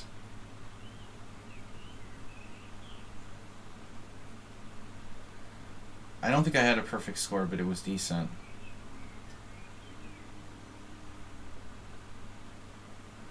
He's volunteering his insertion. Insertion to what is the question? Arsenal fan is back with the white bits. Astrobate, are you volunteering to help with like my like overlay? Is that what you're saying? Like emotes and overlay for the stream? Because I want to get a new overlay, but you know, just haven't gotten around to it.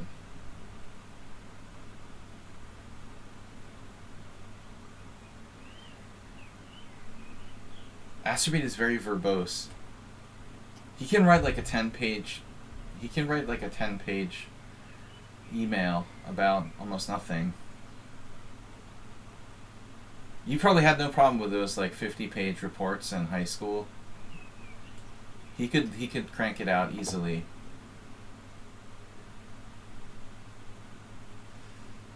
A lot of extra words and stuff. It's like reading Hemingway.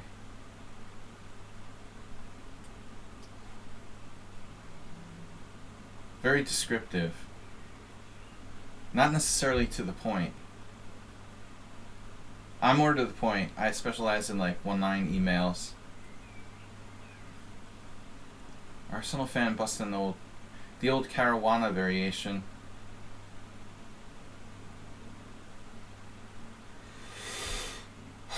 I never really did come up with a satisfactory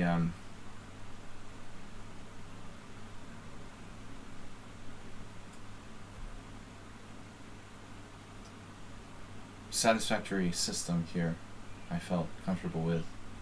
The e4 pawn is hanging. White is like basically playing the old Indian in reverse.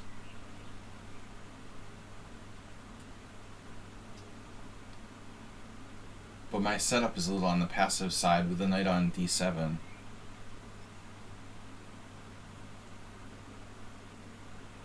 I don't remember, Arsenal. Maybe you played this a long time ago against me.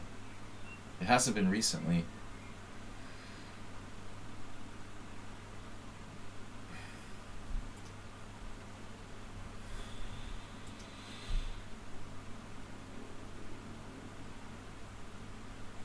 So we're trying to put pressure on the e4 pawn. I was explaining this in terms of like the war in Ukraine.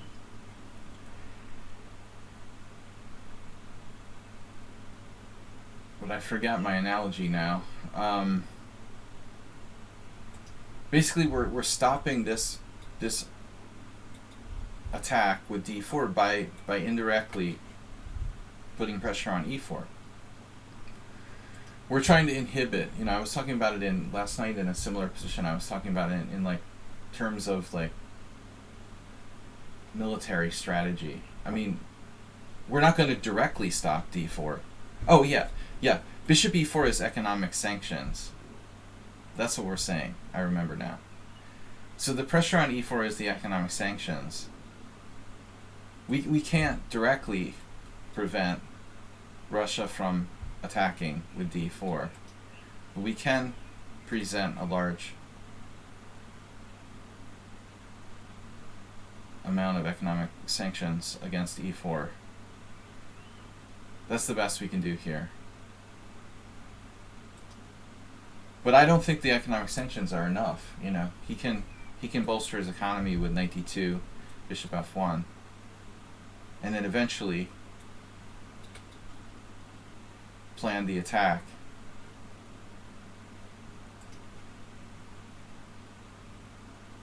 e4 is the ruble. Can we put enough economic pressure on it?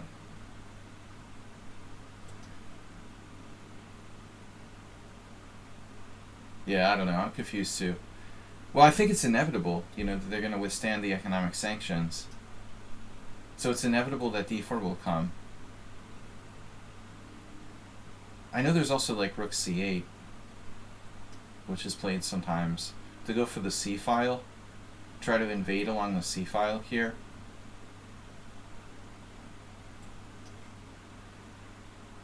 You see, the thing is, I can turn this into a Spanish by playing e5. But my argument, as always, in the black side of the Sicilian is like, if I wanted to play the Spanish, I would play e4, e5, you know. If I wanted to play e4, e5, I would play e4, e5 on the first move. Like most Sicilian players, I didn't play e4, e5 because I don't want to play e4, e5. I want to play a more imbalanced pawn structure. No, another interesting move there would be like c4. But is it worth it? Is it even a good move? Like, he might play d4 and then take on c4 or something. You're lost. I want white to be lost, not you, Harold Bloom. But this variation is pretty much not very popular. It used to be, maybe like 15 years ago. See that? Now that's totally like changing plans. He's gone to another plan B.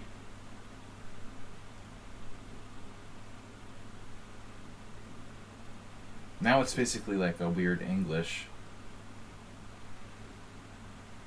He's executing plan B. So do I play e6 or g6 or something else? Dude, the cobwebs are in my brain, man. If I don't sleep well, I don't think clearly. I had a very groggy night last night. Maybe I got 7 hours of sleep. It's possible. I think it's more like 6.5. If I don't get my 8 hours, I'm just not right. Especially if I had, like last night I drank 2 beers. Even just like two units of alcohol. I think if I drink 1 beer or 1 glass of wine, it has pretty much no effect the next day. But if it's 2, I mean, I'm so old now that like 2 beers and the next day I feel like I have a minor hangover. That's pretty bad, huh, Arsenal?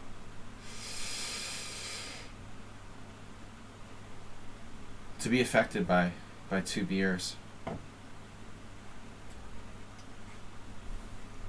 You know you're getting old.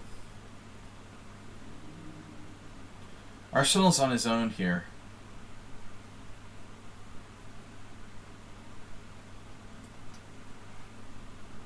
He does not have a clear plan. Although perhaps I should play e6. You know, I just want to go on record with one thing I've said before. I think that this whole like rook e8, bishop h6, bishop h8 thing is overrated. It's really overrated. I just don't even do it. You know, it seems like a huge waste of time. Yeah, that's the problem, man. If it was American beers, it wouldn't be a problem. The European beers are the problem. Yeah, 2 12-ouncers, I'd probably be alright. Exactly. But the European beers are larger. Yeah, so that's getting pretty significant. That's exactly right.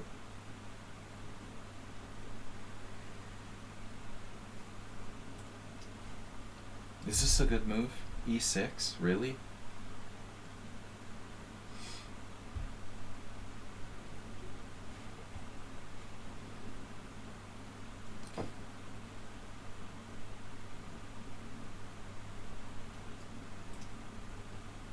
No, I have to be better behaved. 2 beers on the weeknight.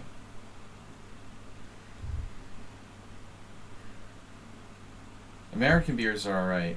12 ounces is not much. I like those like mini beers. If you go on the airplane, what are they, like 8 ounces or something? That's like a joke. It's so like, it's a tease. The airplane size.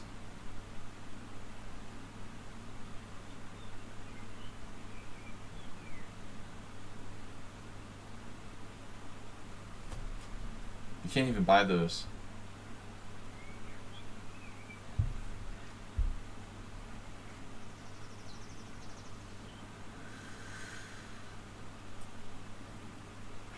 Thursday.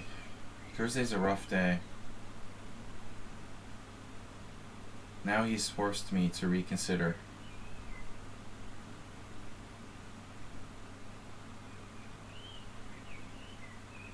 Begging me to play e5.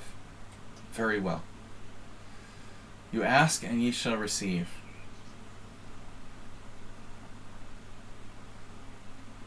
I was slightly regretful of having played e6, to be honest.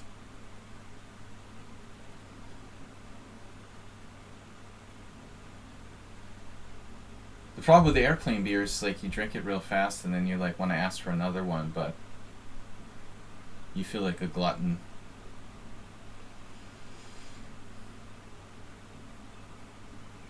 I like the people that ask for like 2 drinks. Can you bring 2?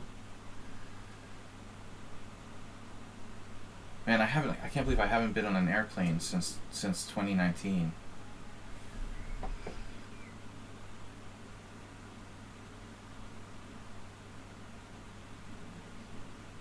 That's crazy.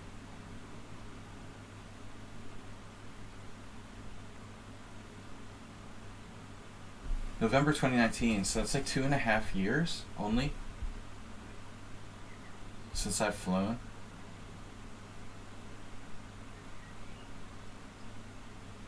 Airplane. Is Mel Brooks still alive? Isn't he still alive?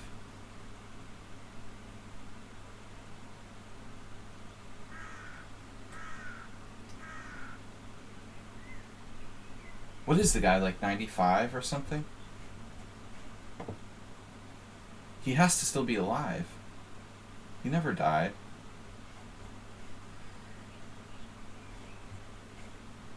You don't think Airplane is Mel Brooks? Really? I thought it was Mel Brooks. Oh, my bad.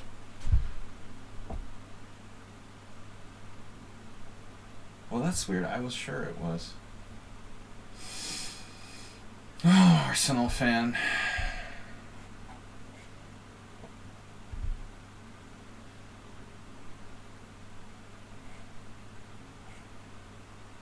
Spaceballs. I was thinking of Spaceballs.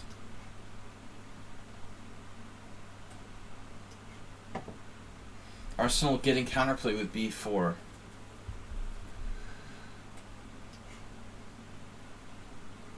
He found an open line.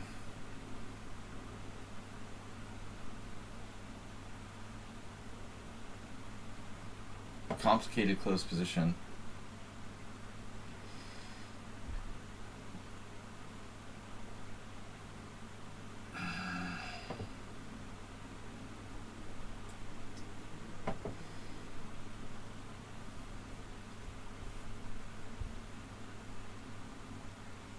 Wow, I totally expect you to take the other way. I totally expect you to take the other way, man. Totally.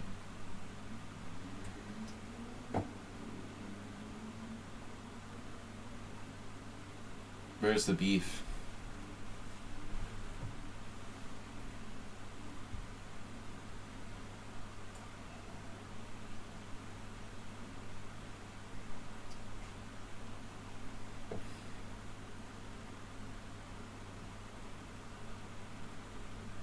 What?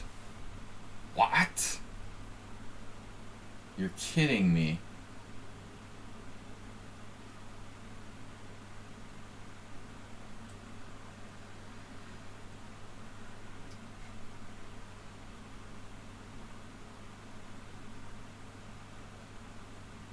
Oh, I love Wendy's.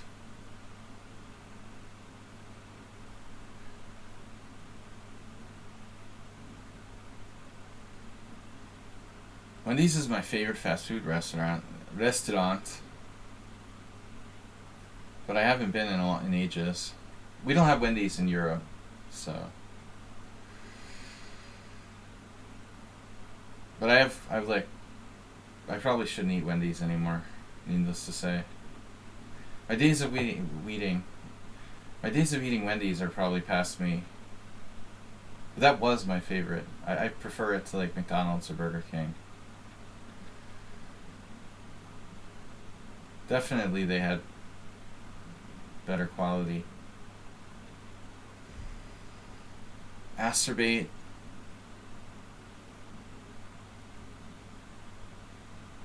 Jim, how do you know Wendy's?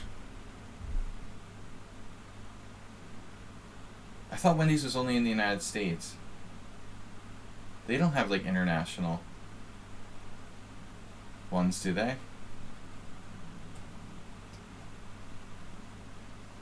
Really? You had it in Athens?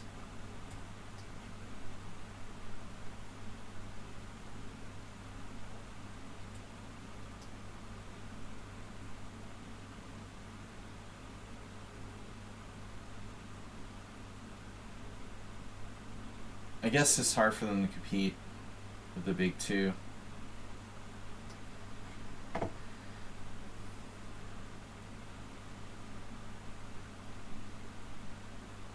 I'm sure that we never had it in Budapest.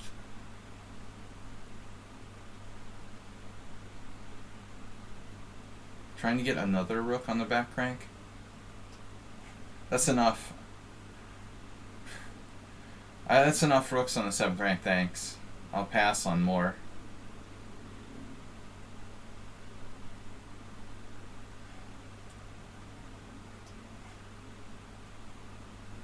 Where did his queen come from? Alright, I started hallucinating.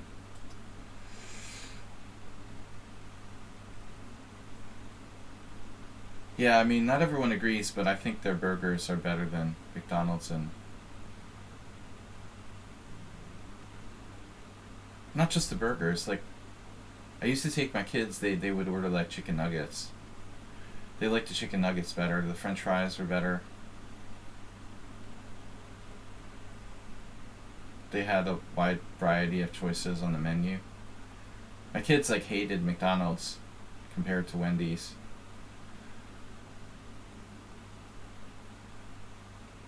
Homie, kids should be the judge of fast food, honestly, not adults. Honestly, why did Arsenal resign? Because he just blundered a pawn? He blundered a pawn and he just got frustrated. He's like, I lost my A2 pawn. I didn't even see it, man. Fast food restaurant reviews and unbanning requests.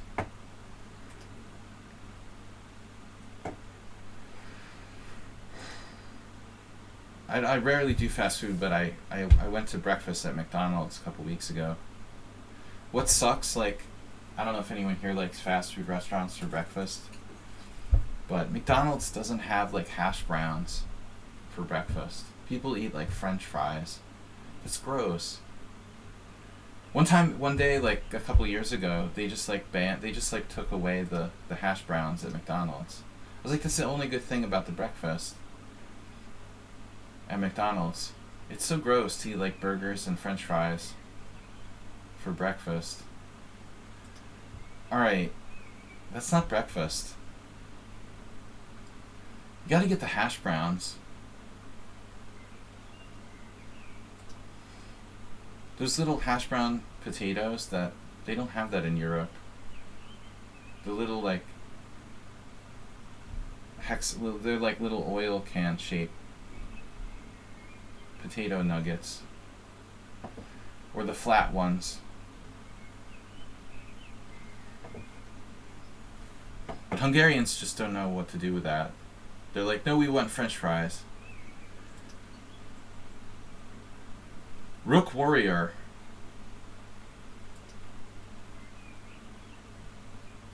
Yeah, we had Pizza Hut years ago here, and then it died, and then it came back. But Pizza Hut, I think, went through a lot of economic problems. My kids actually don't even like McDonald's. They were spoiled by Wendy's. So they're like, nah, McDonald's.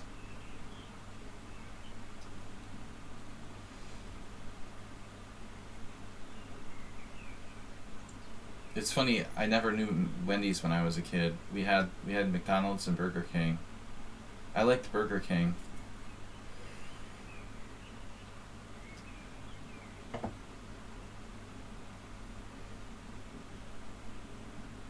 Then I think I had, a friend of mine worked at Taco Bell. But that's what I'm trying to remember. Speaking of Taco Bell, what about Athens? Do you have Taco Bell in Athens? I'm trying to remember if there was ever a Taco Bell in Budapest and like it disappeared. Maybe they had it and it went away. There's a lot of Mexican restaurants here. You'd think like Taco Bell would fly. What about in the UK? Do you have Taco Bell? Yule Skinner, it was a disaster yesterday. I apologize, but my bandwidth or something with my internet, the stream was all messed up.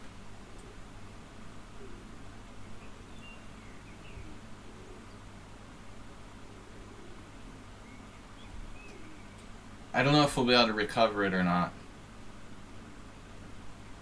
You have Taco Bell in the UK? For some reason we don't have it here in Budapest. We never had Taco Bell. Even though there's like 20 Mexican restaurants in Budapest, they never brought in a Taco Bell. I think it would do well. I mean, they have like Pizza Hut, KFC. I thought they were all owned by the same company, actually. It's kind of weird. It might have been Twitch, it might have been Twitch, it might have been my bandwidth. But I mean, were other Twitch streamers having problems? Or was it just mine?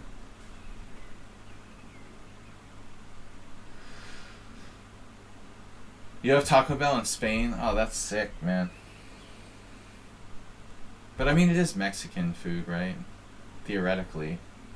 I mean, it represents Mexican food. Spanish and Mexican food is not the same. Yeah, I mean, basically Taco Bell is like American Mexican food. It's like Tex-Mex. It's supposed to be like Tex-Mex. So yeah, I mean, any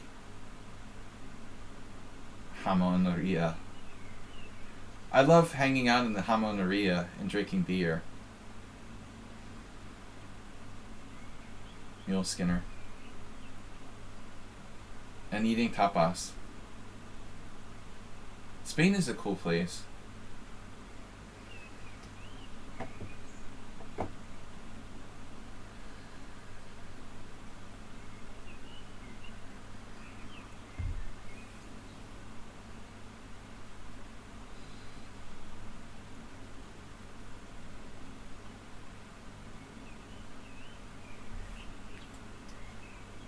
So we basically transpose to a semi-Tarrasch.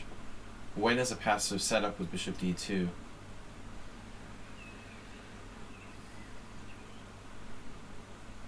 We had one of our analysis games yesterday a little bit similar.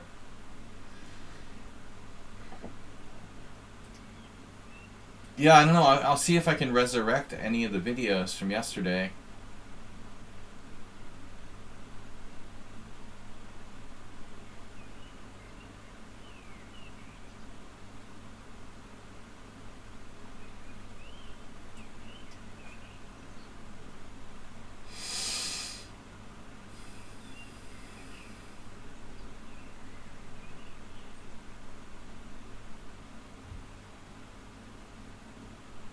My college dormitory, as Uber driver has pointed out, my first college dormitory had a Taco Bell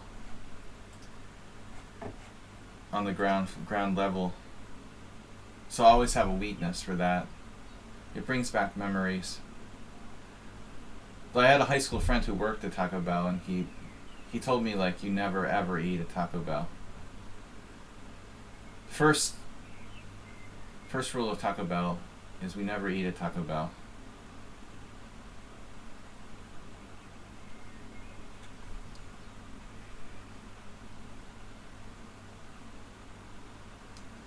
From a Taco Bell insider. But I just try to put it out of my head. I mean, I haven't eaten at Taco Bell in probably like 15 years. Maybe more. But it's a nostalgia thing. I like Mexican food. God only knows when the last time I ate at a Taco Bell was. It had to be like last century. Probably even longer than 15 years. Okay, so the classic El Clasico. Bishop takes, check, down, queen h4.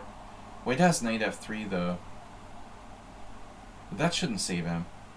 We have an arsenal like mating attack, don't we? It's a classic. Mole.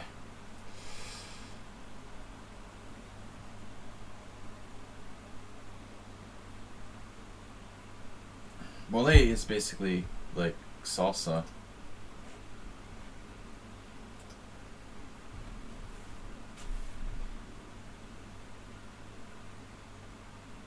Right?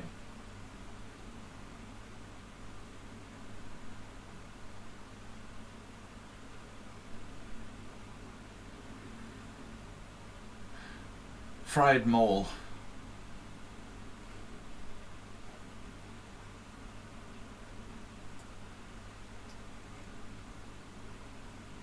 Mole meat.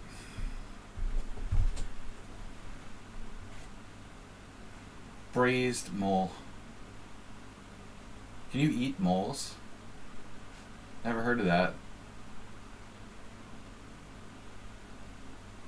People eat everything else, right? Like squirrel. Like mole is probably not that bad. Jesus Christ. He's just dead. He's dead. I tried to fake him out, but it didn't work. I hallucinated. Now is when we start. Now things start getting interesting. Rook Warrior is 2110. Like he's some kind of 1600 or something. I just hung a piece. So that's a bad sign. You know, I mean, I've been playing chess for like 35 years. I normally don't drop pieces on prees. But it's not just like being distracted by the conversation. This is a visual blunder that's very unusual for me. He's gone to 1700 to be. Oh, this is a friend of yours? Sorry. I'm sorry for him. Sorry about that, man.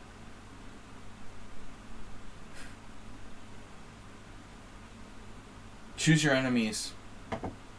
How is it again? Arsenal Jr. I can't think of that expression. I just don't almost ever like blunder pieces on prees. I had a total blind spot on b5. It's really weird.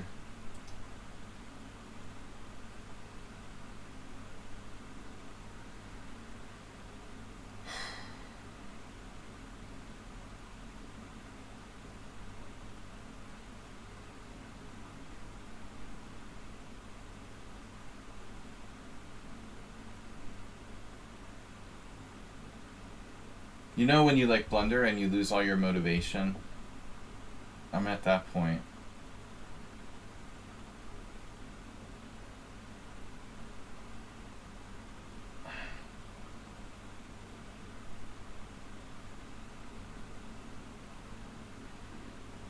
Just straight up.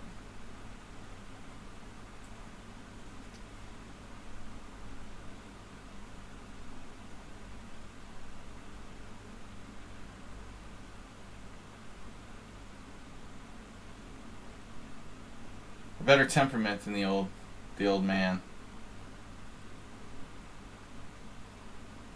It was like my game with someone on sound last week where I lost a pawn in the simul. And immediately my reaction was like, hey, let's trade pieces. It was like, very often we do this, we like compound blunders with like second blunders. It's usually the second blunder that gets you. Really gets you, you know, finishes you off. Because you're so pissed off you made the first blunder. Like, why the heck am I trading pieces when I'm down a piece, you know? That's not the right idea. I did that against someone on sound. Immediately, I'm like, okay, I have to find a way to save this game. Hey, let's trade pieces. That's not rational, you know? It's a second blunder.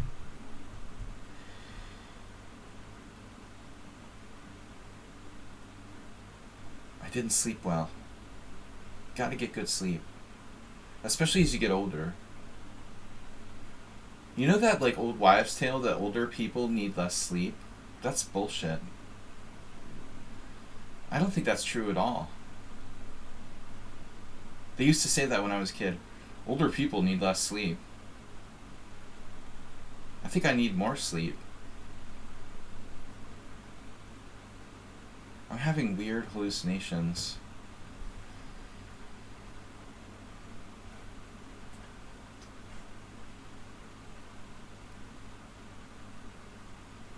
Bijak, you weren't here yet? Guys, we have time for one more game, it looks like.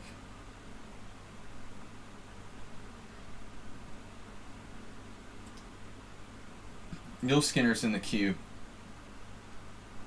I mean, come on, man. I told this story before, but President Bill Clinton used to claim that he would, like, sleep an average of 5 hours a day.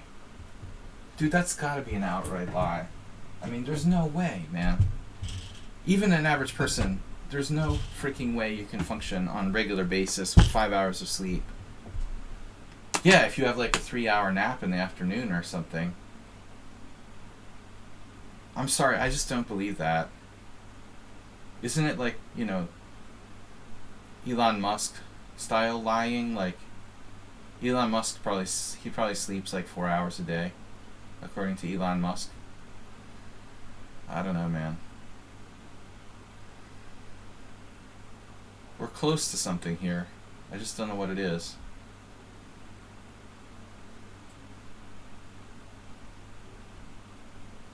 Oh man, another hallucination. That's all I need to finish me off. Is one more hallucination. That's awesome.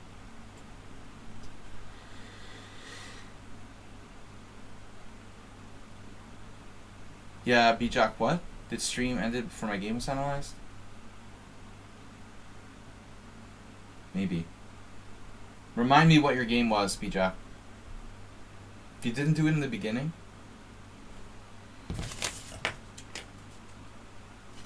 Yeah, probably we didn't do it. I don't understand. It should have been in the list. Maybe it was at the end of the list, and I didn't do it. Let me check.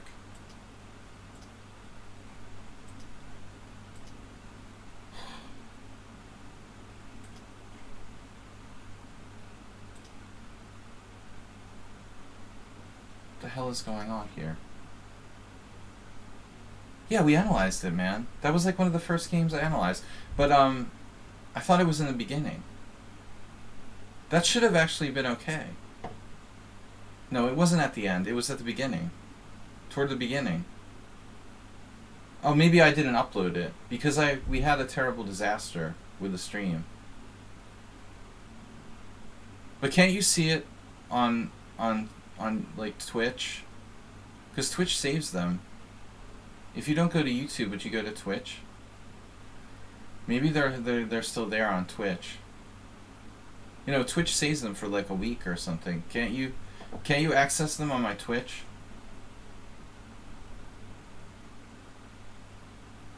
I'll try to upload anything I can. I think last night I was having problems.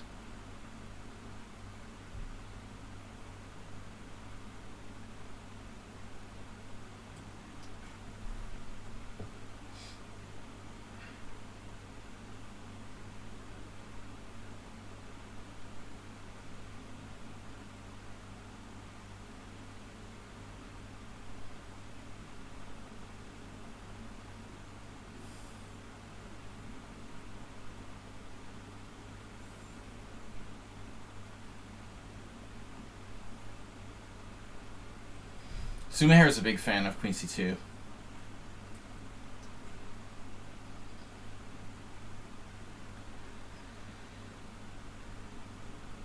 Oh.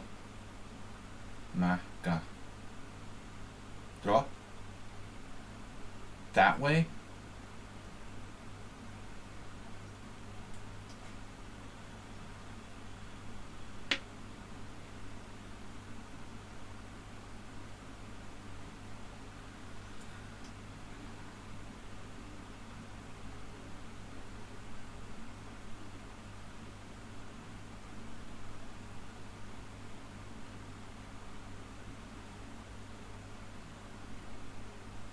I was lost.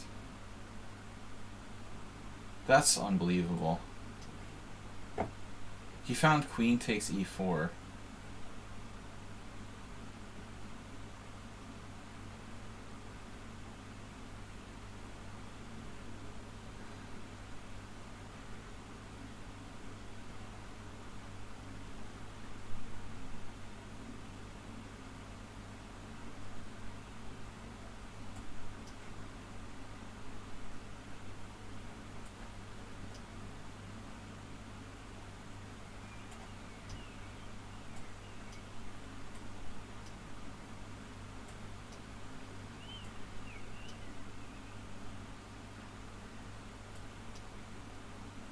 Haha.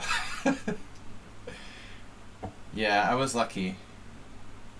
It's pretty funny that all of his pieces are in this little cube over there. He has like literally 18 points of material in the cube, the board cube. But he can't get away.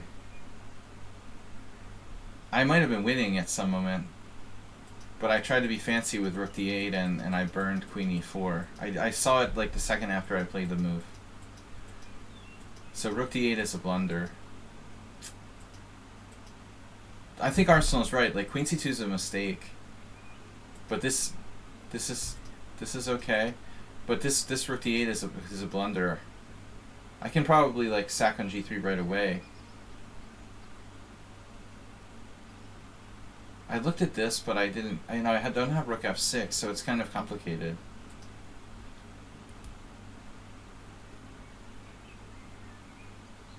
Yeah, he's screwed up and he's worse now. Wow.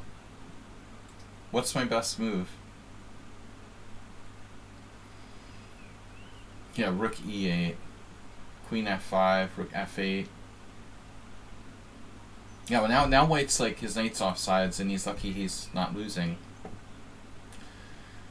Apparently I had rook h6. But I'm just highlighting the moment of the game that was good for me. You know what's amazing? Wow. After I hung a piece here, this is what I was talking about by like a second blunder. Check the evaluation here.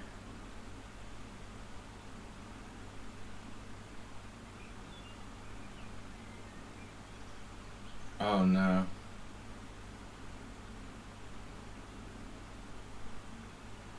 Rosen trophies? I don't want to know.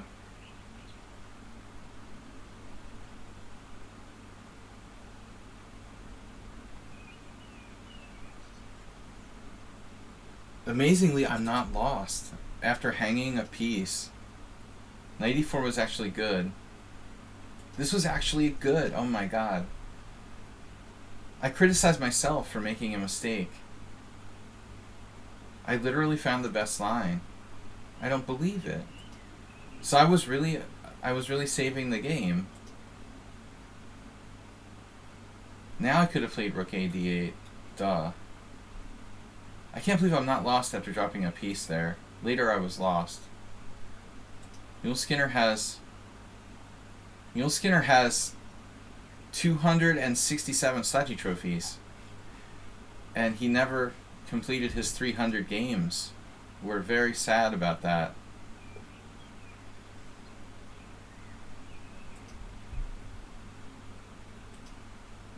You were supposed to be like the second person to reach 300 games, Mule Skinner.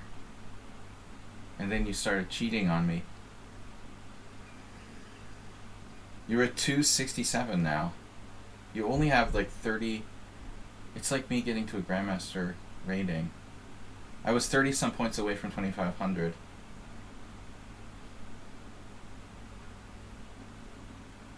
At one point. See, that's why I feel like I'm an elite player. I was 30 some points away from being a GM rated player 2500. That's ridiculous. Now I'm 2347. So embarrassing. All right.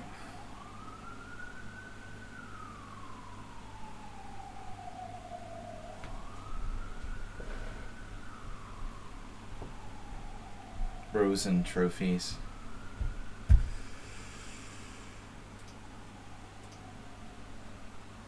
master of self-promotion, maybe. So what are we going to do here? Try to play something creative, but what? Bishop f5. No. Stick to our guns. Do you have any idea why I'm suddenly a potzer again?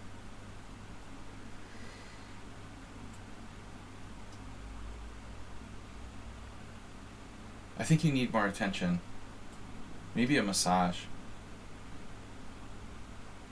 Thai massage. Seriously, Arsenal. Stop it. You're not a potzer again. You just need more reassurance. We'll give you the reassurance you need. You were always a potzer.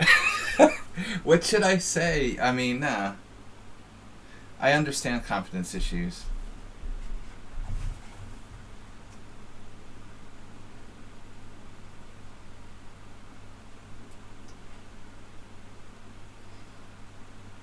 I have low self-esteem. But at least you're not a troll. Most people like with low self-esteem start becoming like trolls and taking out their frustrations on like poor chess streamers. At least you're not doing that, you know? The troll who came to my stream last week and said I needed Rogaine. And you'd be a better troll than him anyway.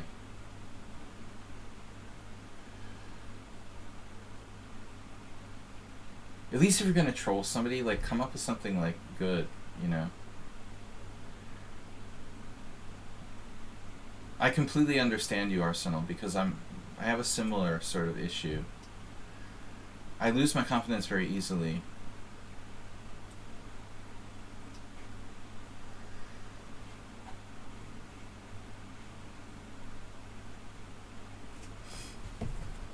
If you even know what Rogaine is, you're probably like at least 35.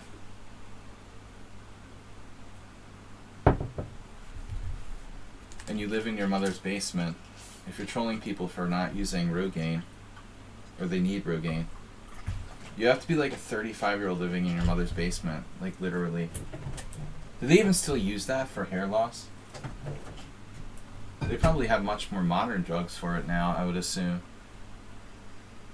No? My roommate used Rogaine like back in like 1992.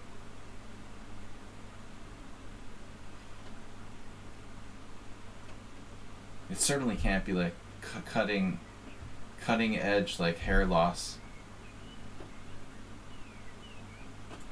treatment. It's only been around for like 30 years. I don't mind, man. But I don't think it was Bob. This is just like a loser troll. I just don't see the point of being a troll if you're not going to take your job as a troll seriously and try to actually be good at trolling at least, you know, whatever. Whatever you decide to do, like be good at it at least. Even if it is like antisocial, or be good at being antisocial. Show some pride in your work.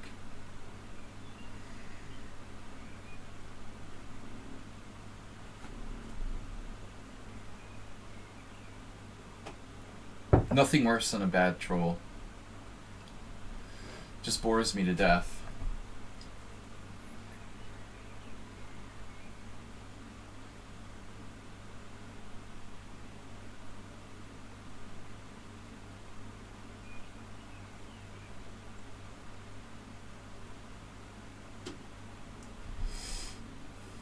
Right. Yeah, I'm sure that a lot of streamers like employ their own trolls to make things interesting. House trolls.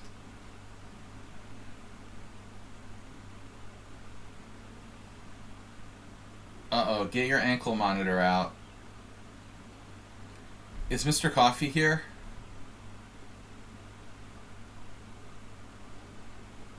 Somebody's bleeping. And it's not you, Arsenal.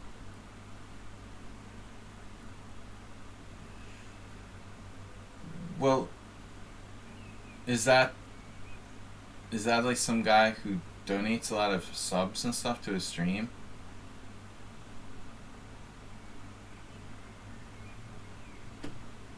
I thought I saw some name like that. I didn't know it was a troll though. I thought it was like an avid supporter. So now I have to play bishop f6. That's ugly. But it wasn't like it's doing anything anyway. You know, like what is my bishop doing? Like putting pressure on the rock on d4.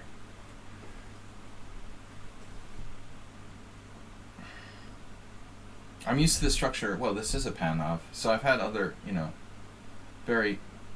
It's also similar to many lines of the Petrov. Same structure.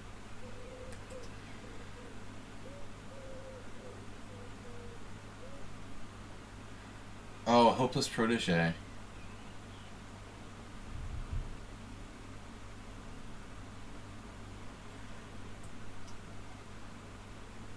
Well, when the guy lived in when that Smith Morrow guy lived in Boston, he seemed to accumulate sort of like followers, which was always like creepy. These sort of hangers on. I didn't really live in Boston. I wasn't active in the local chess scene when he started playing too much. I kind of was getting out of. I was almost out of there. I had my own issues. I never got close to Esterman. He always looked up to me, I think, but I never really liked him. I just tolerated him. But he was young, and you know, I mean, you know, I figured he was redeemable at that point. He always struck me as obnoxious and irritating, but you know, not in a devastating way. But later he developed these sort of followers. This is like after my time. I'm sort of and almost like Emery Tate like following, but he's not charismatic like Emery Tate, you know. I don't think that the guy's charismatic at all, really. I don't know. He just sort of passion for chess.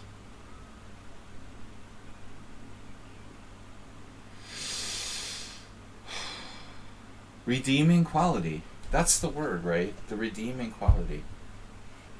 He has some redeeming qualities.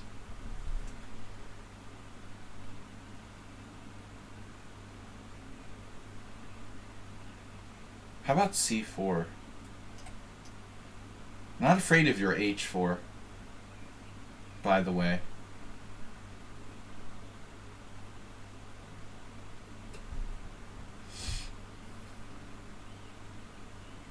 Now that's kind of serious. And he does like trade off what would have been essentially like a weak pawn. What about developing? Actually, h6 is not a threat. Let's not overreact. This is like economic sanctions. But maybe we should do queen f4. There is a minor problem. Alright. Oof. Alright. We have to give them the timeout.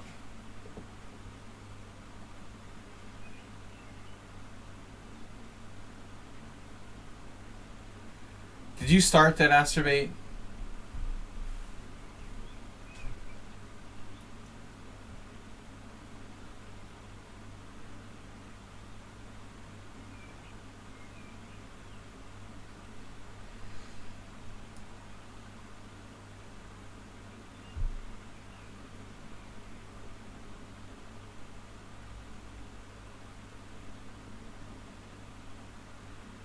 I have no idea what his political views are, but it always struck me that like Esterman would make a great like right-wing political pundit or something.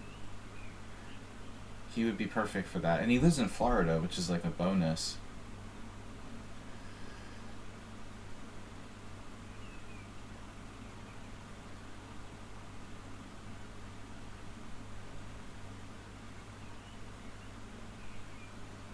Ivy League educated Floridians running for public office in Florida. You think he's on the woke left? See, but he's making a big mistake financially. He's perfect to be like a far-right candidate.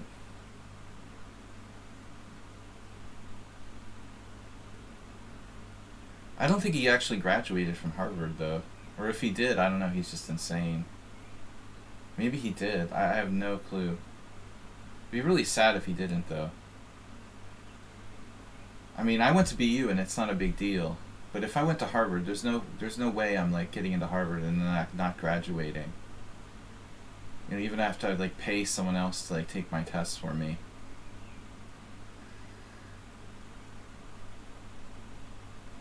I feel bad enough for like wasting my BU education. But wasting a Harvard degree should be like a federal crime.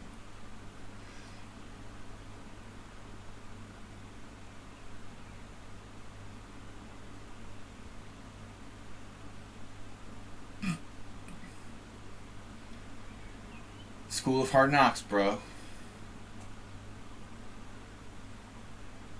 It's just, I would like, you know, I told the story how no one in my high school ever got into an Ivy League school until the year after me.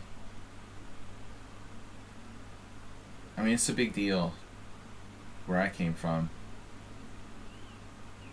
But I understand your viewpoint. But I lived in Boston, man, you know. You gotta understand. It's kind of personal.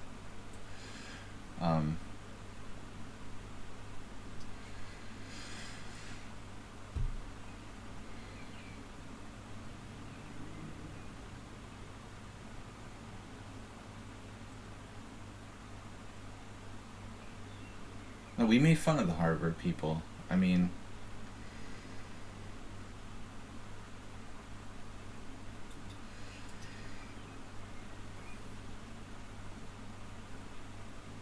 boom, tactics.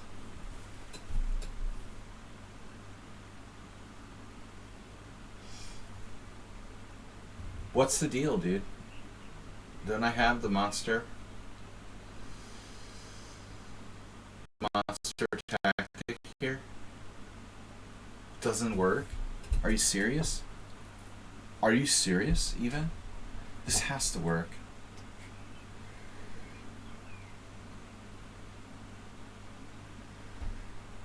Control the center. Control the center from the flanks. Blam.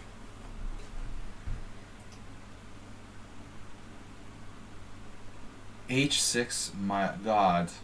My god. That's not very nice. A convenient move. And King H8 allows Queen A3. I must play King G8 only move. Can't say I saw H6. But he had other intermezzo. A G3 also I was a little wary of. Now I've got to watch the back rank the rest of my natural life. And the G7 square. It's a good thing I have an extra F pawn.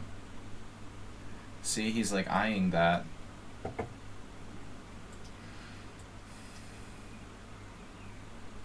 Yeah, maybe he really has some kind of trick. No. He almost has tactical resources like G3, decoying my queen.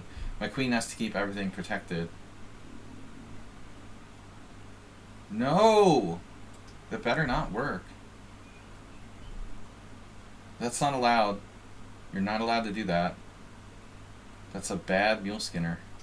Bad mule skinner. You don't have that move. Rook B4. You don't have that move. There's no effing way that works. No effing way.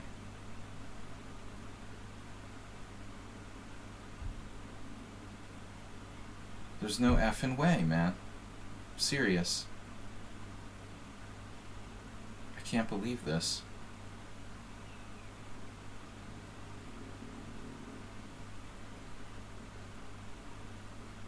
Are you even kidding me?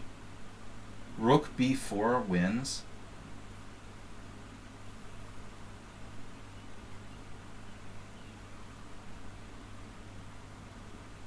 You have to be joking.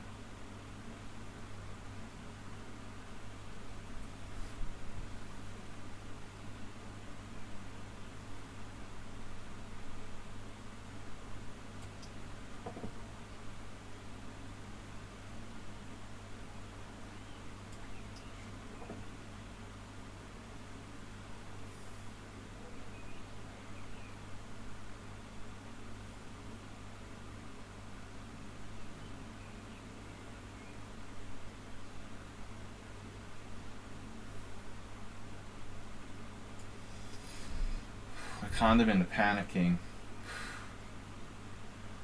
No, he has rook f1. It's game over, man. It's just game over, man. b5 doesn't change anything. And he just plays rook f1 and I have to resign. I don't have a move here. It just doesn't work.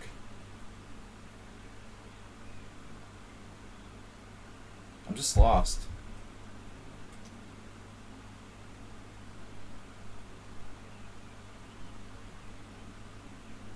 Damn, man. 7 inaccuracies, 1 blunder, and he gets 89 CPL? What? You know, Skinner, did you analyze this on your phone or something? There's no way you deserve credit for 89 cent upon loss. You played a really good game, and then missed like rook f1 at the end.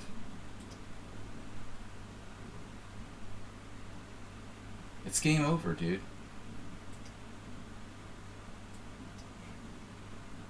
It's just simply game over. I can't believe he has rook b4 and he found it. It's crazy. That's crazy. I can't believe you have that. First of all, he finds h6 and then rook b4. Been doing your tactical like puzzles or something? Wow. Rook b4. What a freak move. First he has to do h6 for this to work, right? No, g3 worked as well. Wow. I didn't think it did. I totally missed this as well. Yeah, bad. Bad! Bad. So it was a good move. c4 was a good move. And my combo didn't work. 99% of tactics don't work.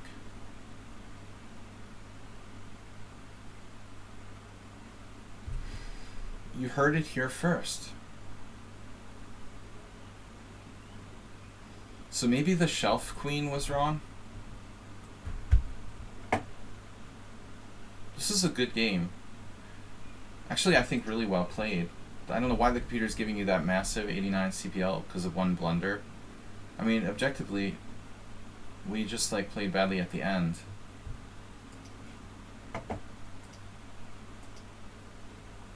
I shouldn't give up the center. I should just play bishop e6. No one has played this move. Okay, we transposed. I'm just playing like Luke McShane and Azuria. It's really bad. We basically both played fine. Bishop a6 is a weird move. I can't believe you played that too. So my bishop d5 is bad. Surprisingly. Yeah, I shouldn't have to do this. This is annoying. But still, I'm fine. Man, that's psycho. h4 is psycho.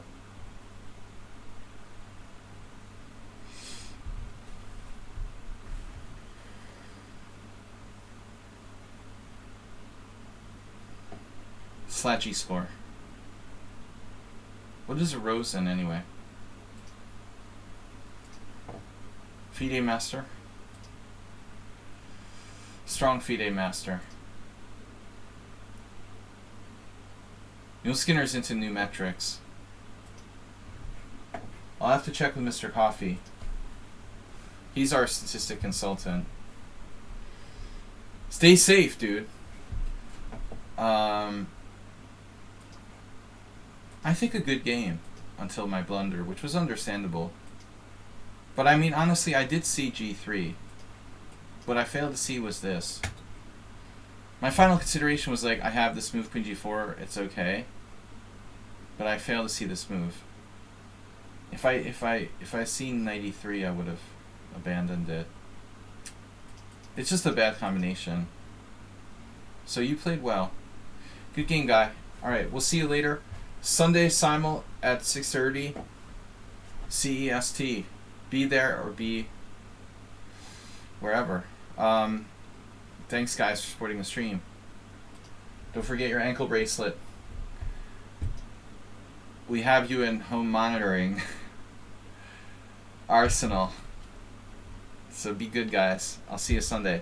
Thanks for the support from Agad Mador, or whatever his name is. Good game, Yul Skinner. Don't worry yourself over losing on time and a winning position. Later, guys. Yeah, I'll try to fix the videos if I can from yesterday. I'll check it.